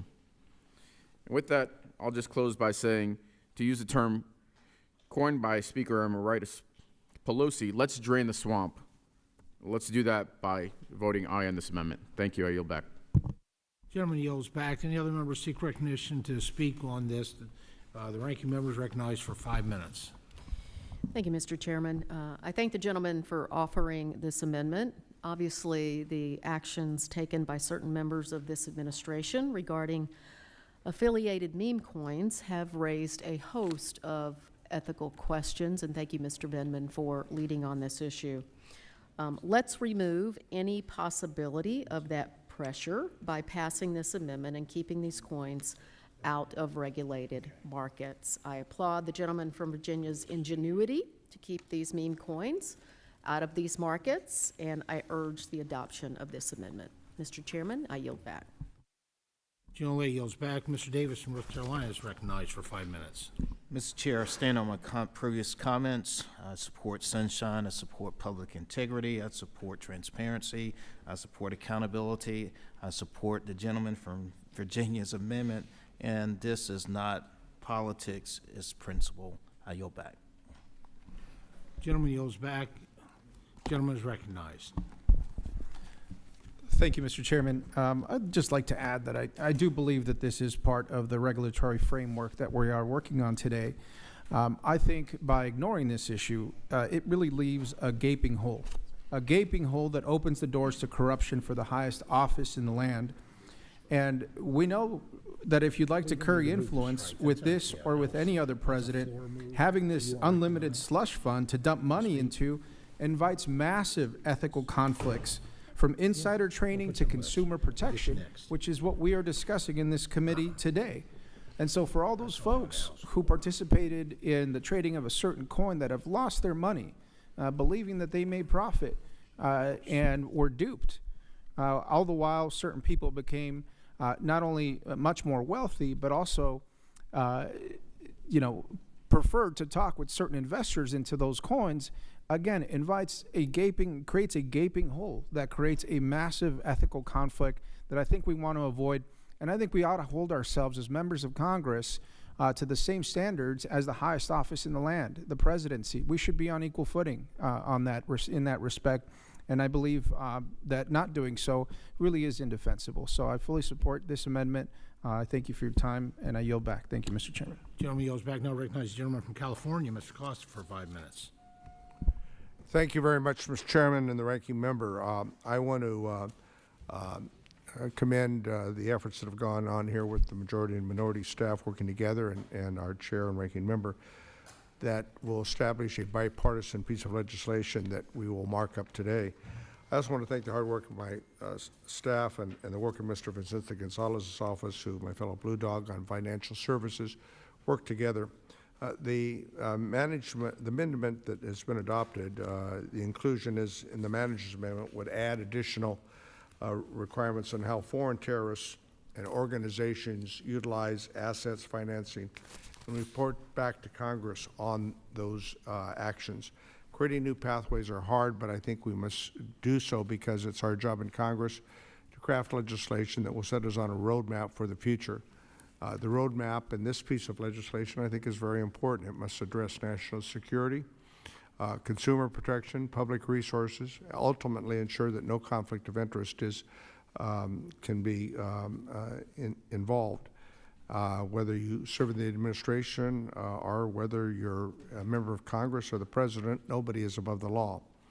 This amendment needs continued to work, and I promise that I will continue to do that with everyone involved. I'd be remiss if I didn't mention that this markup is over. We got to continue to work on a bipartisan farm bill for reauthorization. I yield back the balance of my time, and thanks once again to the chair and to the ranking member. Gentleman yields back. Any other members seek recognition to speak on Mr. Vindman's amendment number 4?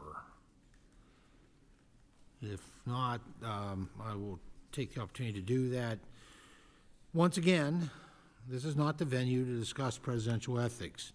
At the end of the day, discussions around appropriate ethical limitations imposed on the president are not subject to this committee.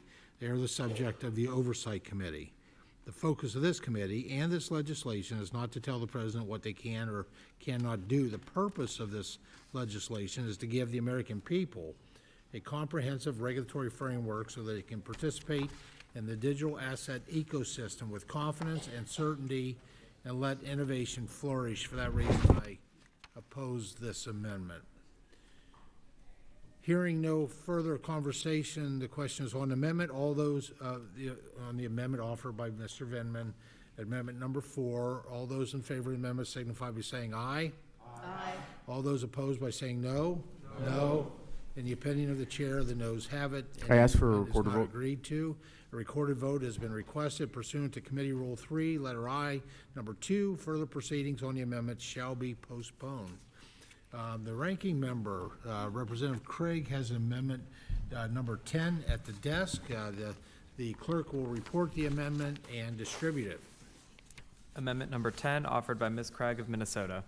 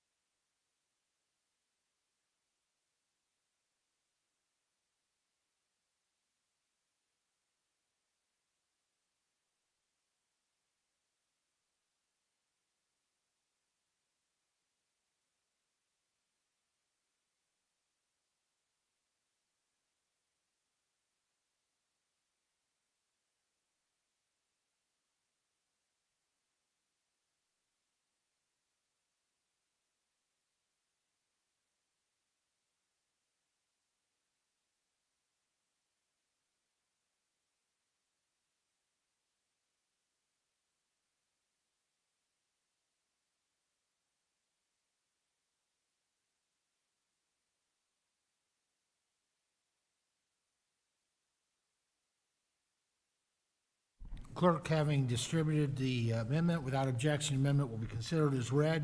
Now recognize the distinguished lady from Minnesota, the sponsor of the amendment, for up to 5 minutes for an explanation of her amendment. Well, thank you, Mr. Chairman. My amendment is very straightforward and very simple. The Clarity Act that we are marking up today already amends the Commodity Exchange Act and to add digital commodities to the current list of financial products under the CFTC's jurisdiction. And it amends it such that members of Congress, judges, and federal employees cannot trade using non-public information that we might acquire from our jobs. We are also prohibited from sharing that information with others for them to trade in these products. My amendment simply ensures that all public officials are held to the same standard with respect to using or sharing non-public information for trading in digital assets and other products the CFTC oversees. It does this by simply adding the term, quote, executive branch employees, end quote, to that list prohibited from sharing that information with others as well. Mr. Chairman, I encourage my colleagues on both sides of the aisle to support this common sense amendment, and I yield back. Gentlelady yields back. Other members seeking recognition to speak on the Gentlelady's amendment. Mr. Davis from North Carolina is recognized for 5 minutes. Mr. Chair, there's a recurring theme here, and we should stand for accountability here at all levels. So I continue to stand in full support of this amendment, and I thank the ranking member for bringing it forward. The gentleman yields back. Other members seeking recognition to speak on the Gentlelady's. Mr. Vasquez is recognized for 5 minutes. Thank you, Mr. Chairman. And I do just want to reiterate a point on consumer protection in support of the ranking member's bill and particular coins that have hurt consumers considerably. I think you know which coin I'm talking about.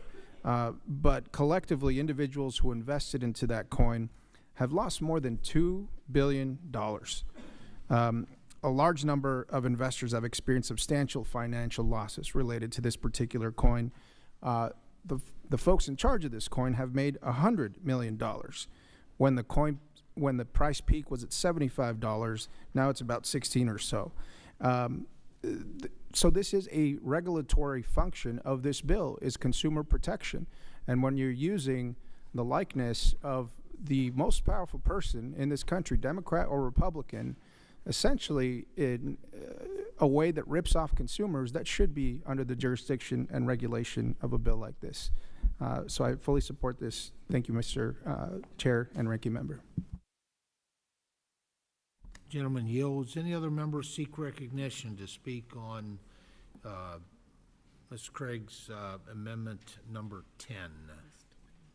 Ms. Delaney is recognized. Ms. McLean Delaney is recognized for 5 minutes. Thank you, Mr. Chair. I wasn't going to step forward on this, but I have to say that I really believe as elected officials, we work for the American people, and that we should not only avoid conflicts of interest, but we should even avoid the appearance of impropriety and conflict of interest, and that there should not be conflicts of interest for elected officials and senior officials. I wholly support this amendment of Representative Craig, as I did serve in the executive branch in the last administration. And my husband and I ended up, selling a lot of our assets just to make sure that there was no conflict of interest. Those in the executive branch, tone starts at the top. That's what we always say, whether it's at a business, whether you are in an academic or nonprofit institution, or whether you're in government. The tone that you take permeates at all levels, and it is really important. And the top is our president. And to me, insider trading is not something we should even be thinking about as something that should be inapplicable to any of us, any individual, any member, any elected official, and our top elected chief. So I wholeheartedly support this amendment because it really speaks to who we are as members of Congress, as Americans, and who we want to be in terms of character and creating a trustworthy environment and trustworthiness in this new digital realm, which we all wholly support and want to make sure there are adequate bumpers and safeguards. With that, I yield back. Gentlelady yields back. Now recognize gentleman from South Dakota, Mr. Johnson, for 5 minutes. Mr. Chairman, I would note that these the last few amendments have been on issues that are legitimate. There have been, I think, real and meaningful conversations going on about how best to address this arena. Listen, we're not ready. We're not all together yet, but the conversations are going to continue in good faith, frankly, as they have throughout this conversation. on Fit 21 last Congress, as well as on the Clarity Act of this Congress. Politics is the art of the possible, and I think there are a number of folks on this side of the dais that, although they voted no on these amendments because we're just not there yet, I think we're getting closer. I know there's been some language that we've discussed, and I think we're going to continue to get closer. I beg your indulgence, Mr. Chairman. I might note also about CFTC reauthorization. Mr. Chairman, I think you said it exactly right. Clearly, there's unanimity in here in that we need to reauthorize the CFTC. I think a clean reauth, as was proposed, was misplaced. My commitment, I don't get to speak for Mr. Davis, but I know him well enough to know this is true. Listen, the subcommittee is going to work through CFTC reauthorization. We're going to do it in a bipartisan way. It will be collaborative. We may well wear you all out with meetings on the intricacies of the CFTC, and we will bring you a work product that reauthorizes the CFTC and does so in a way that's built on bipartisan common ground to strengthen the agency, because we know that just as they dealt with the swaps regulation in the wake of Dodd-Frank, that they're going to have an opportunity here to step up and be that spot market regulator. And one final note by way of closing, Mr. Chairman, we know that the CFTC already has market authority in this area. Now, it's anti-fraud, it's anti-manipulation. The problem with that existing authority is that it is after the fact, once there's already been bad faith actors in the space. One of the beautiful things about the Clarity Act is it takes this existing regulator and it provides them spot market regulatory authority, so that not only can we deal with bad actors after the fact, we can step up and we can try to make sure that the rules of the road limit fraud, abuse, market manipulation. That's going to strengthen this marketplace. And we'll make sure CFTC reauthorization continues that kind of bipartisan movement forward. Mr. Johnson, would you yield? Absolutely. Thank you. I just wanted to tell everyone here today that we have had some productive conversations around the conflict of interest issues over the course, especially of the last 72 hours, both on this committee as well as on the House Financial Services Committee. I think everyone recognizes and understands that these are ongoing discussions. What happens out of this committee today, notwithstanding with this legislation, I think that before this gets to the House floor, we're going to have to continue to have those discussions. So we are working productively in both committees, and my greatest hope is that we will be able to resolve these issues before this bill gets to the House floor. So with that, thank you for yielding. I yield back. Yeah, and I would note that is the ranking member is right, and this has been a really good trust me exercise. Again, this town doesn't do that very well, but Mr. Davis, Ms. Craig, others they were willing to be original co-sponsors of the bill, even though they said, you know what, we need to make some changes. I'm going to take a step with you as we make those changes. We made those changes, and again, I think we're going to have a good bipartisan effort of people saying, okay, I'll take this next step with you, but the stew is not quite done cooking yet. Yes, Ms. Craig. Mr. Johnson, in that spirit, I'm going to offer to withdraw my amendment, and we will keep working together. Thank you. I would thank the gentlelady, and Mr. Chairman, I would yield back. Gentleman yields back. Gentlelady withdraws. Mr. Figurs, you still seek to be recognized? No? No? Okay. Gentlemen, any other members wish to be recognized? Very good. So, does any other member have an amendment not yet offered? All right. Hearing none, the measure is now closed. We'll now prepare the electronic voting system before we proceed to our previously postponed votes. The first vote will be on amendment number 7. Mrs. McLean Delaney of Maryland, amendment number 7. A recorded vote was requested. Members will record their votes using electronic voting system. The chairman intends to vote no. I now recognize the ranking member. Sorry. The ranking member intends to vote yes. Okay, very good. The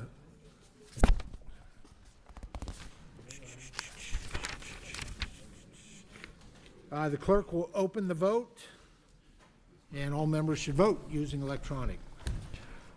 Mr. Chairman, I would remind members they'll need to turn on their remotes. They begin turned off, a number of them. Very good.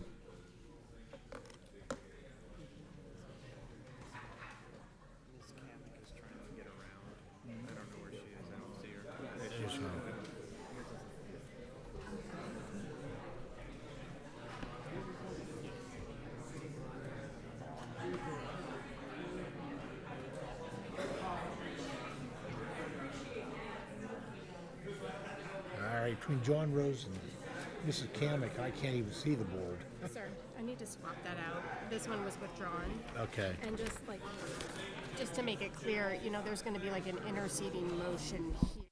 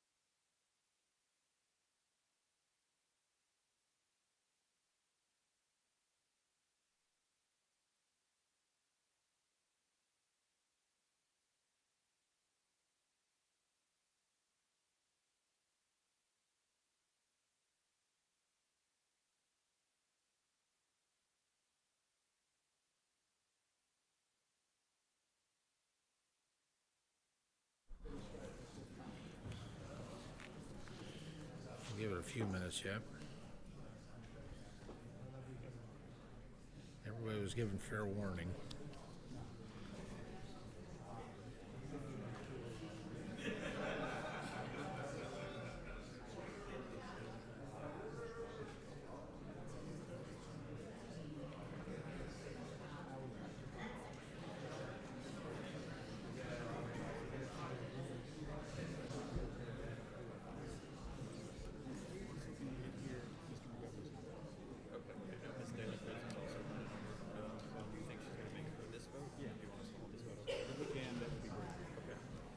You want me to hold her open for a little bit? Yeah, I mean, I'm not first one. And McGovern's not good with it. So Okay. don't need to wait for that. Don't need to wait Don't for need to wait. He's already told us he's on the floor right now. So. All right. Do we know whether Mrs. De La Cruz is en route? She is en route. She was at Financial Services is also holding a markup, so she was speaking, so she's running over for Okay. Financial Services. All right. Oh, my.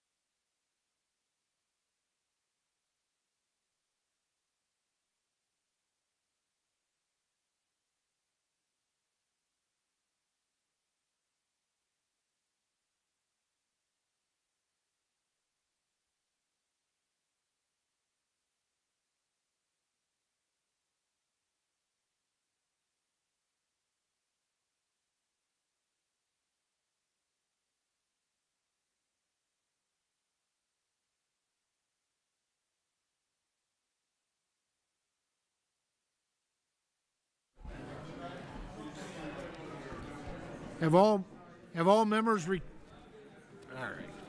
It's a noisy bunch.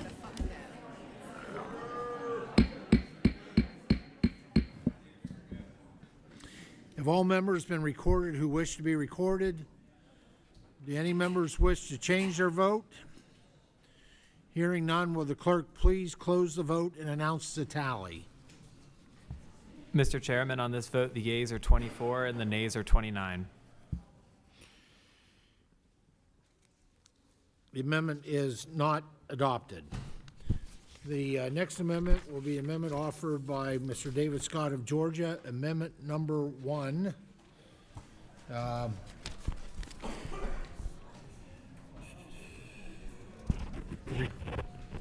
recorded vote was requested. Members will record their vote using electronic voting system.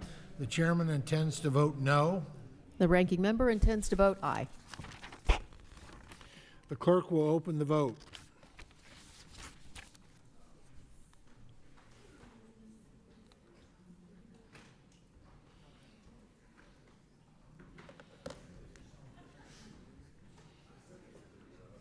I hope I voted. Can't see from there. Must have. Have all members been recorded who wish to be recorded? Do any members wish to change their vote? Hearing none, will the clerk please close the vote and announce the tally? Mr. Chairman, on this vote, the yeas are 24 and the nays are 29. The amendment is not adopted.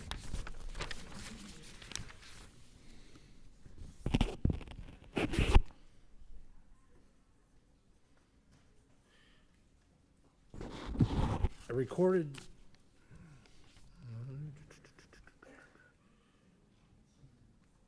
The next vote will be amendment number 2 offered by Mr. David Scott of Georgia. A recorded vote was requested. Members will record their votes using the electronic voting system. The chairman intends to vote no. I now recognize the ranking member. The ranking member intends to vote aye. The clerk will open the vote.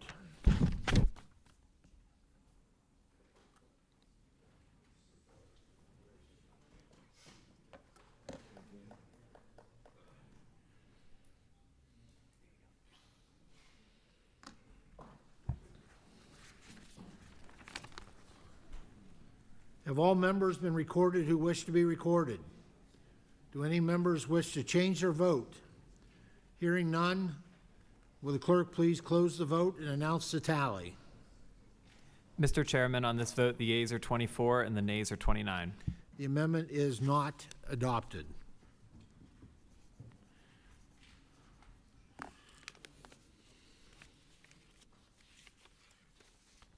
The next vote will be amendment number 4 offered by Mr. Vinman. A recorded vote was requested. Members will record their votes using electronic voting system. The chairman intends to vote no. I now recognize the ranking member. Ranking member intends to vote aye. The clerk will open the vote.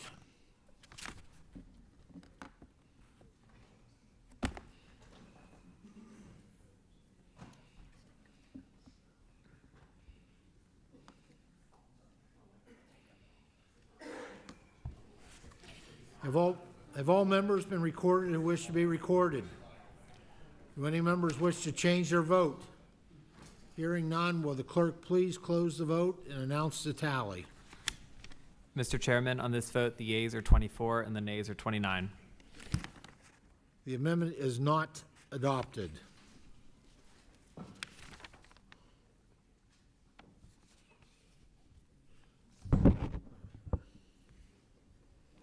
The final vote will be on the amendment in the nature of a substitute as amended. All those in favor of the amendment? Is that right? Including as amended by the manager's amendment. Okay. Yeah, the final vote will be on the amendment in the nature of a substitute as amended, including an amendment as amended by the manager's amendment. All those in favor of the amendment will signify by saying aye. Aye. All those opposed by saying no. In the opinion of the chair, the ayes have it, and the amendment is agreed to. Mr. Chairman, I would ask for a recorded vote. A recorded vote is asked for. A recorded vote was requested. Members will record their votes using electronic voting system. The chairman intends to vote aye and now recognize the ranking member. The ranking member intends to vote no. And the clerk will open the vote.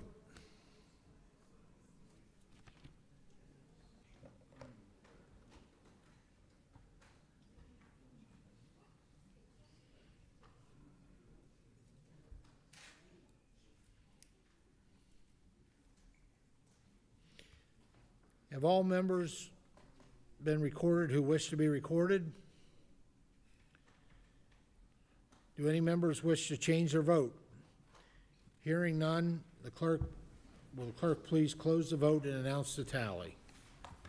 Mr. Chairman, on this vote, the yeas are 29 and the nays are 24.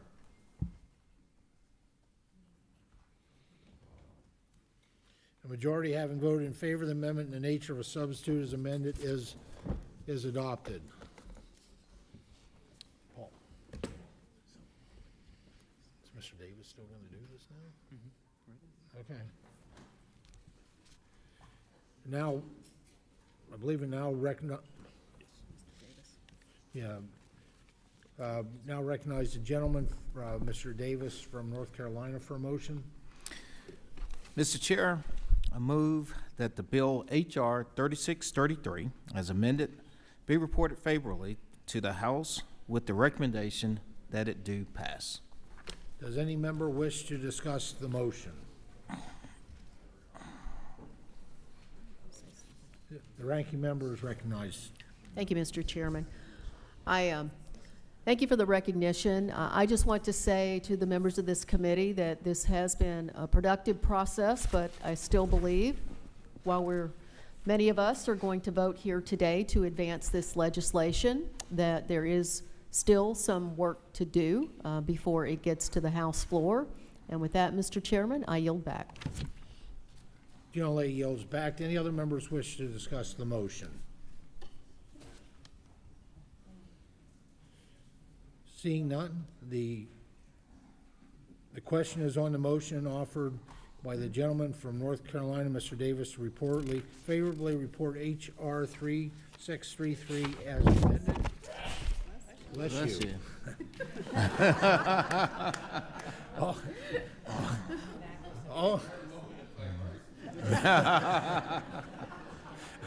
All in favor signify by saying aye. Aye. All opposed by saying nay. In the opinion of the chair, the ayes have it, and the bill H.R. 3633 as amendment is ordered to be reported favorably to the House. Mr. Chairman, I would ask for a recorded vote, sir. A recorded vote has been requested. Members will record their vote using the electronic voting system. The clerk will open the vote.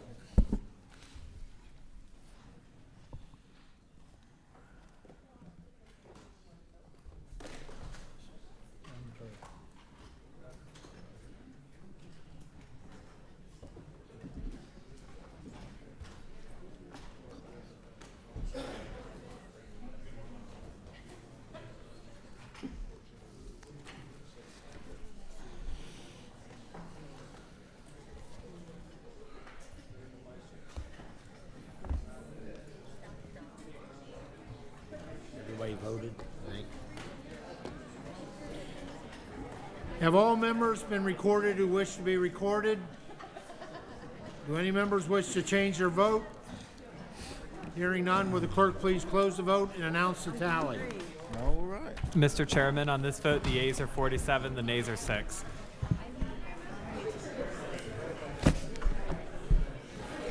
Majority having voted in favor, the motion is agreed upon, and H.R. 3633 will be reported favorably in the House. Without,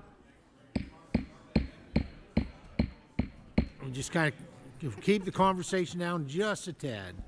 A majority having, without objection, the usual instructions are given to staff that consist of making such technical and clarifying or conforming changes as are appropriate without changing the substance of legislation. Any members wishing to submit additional dissenting or minority views shall submit such views to the council's office, room 1407 Longworth, by Friday, June 13th at 12 noon. This concludes today's business meeting. I thank all the members, and this meeting is adjourned.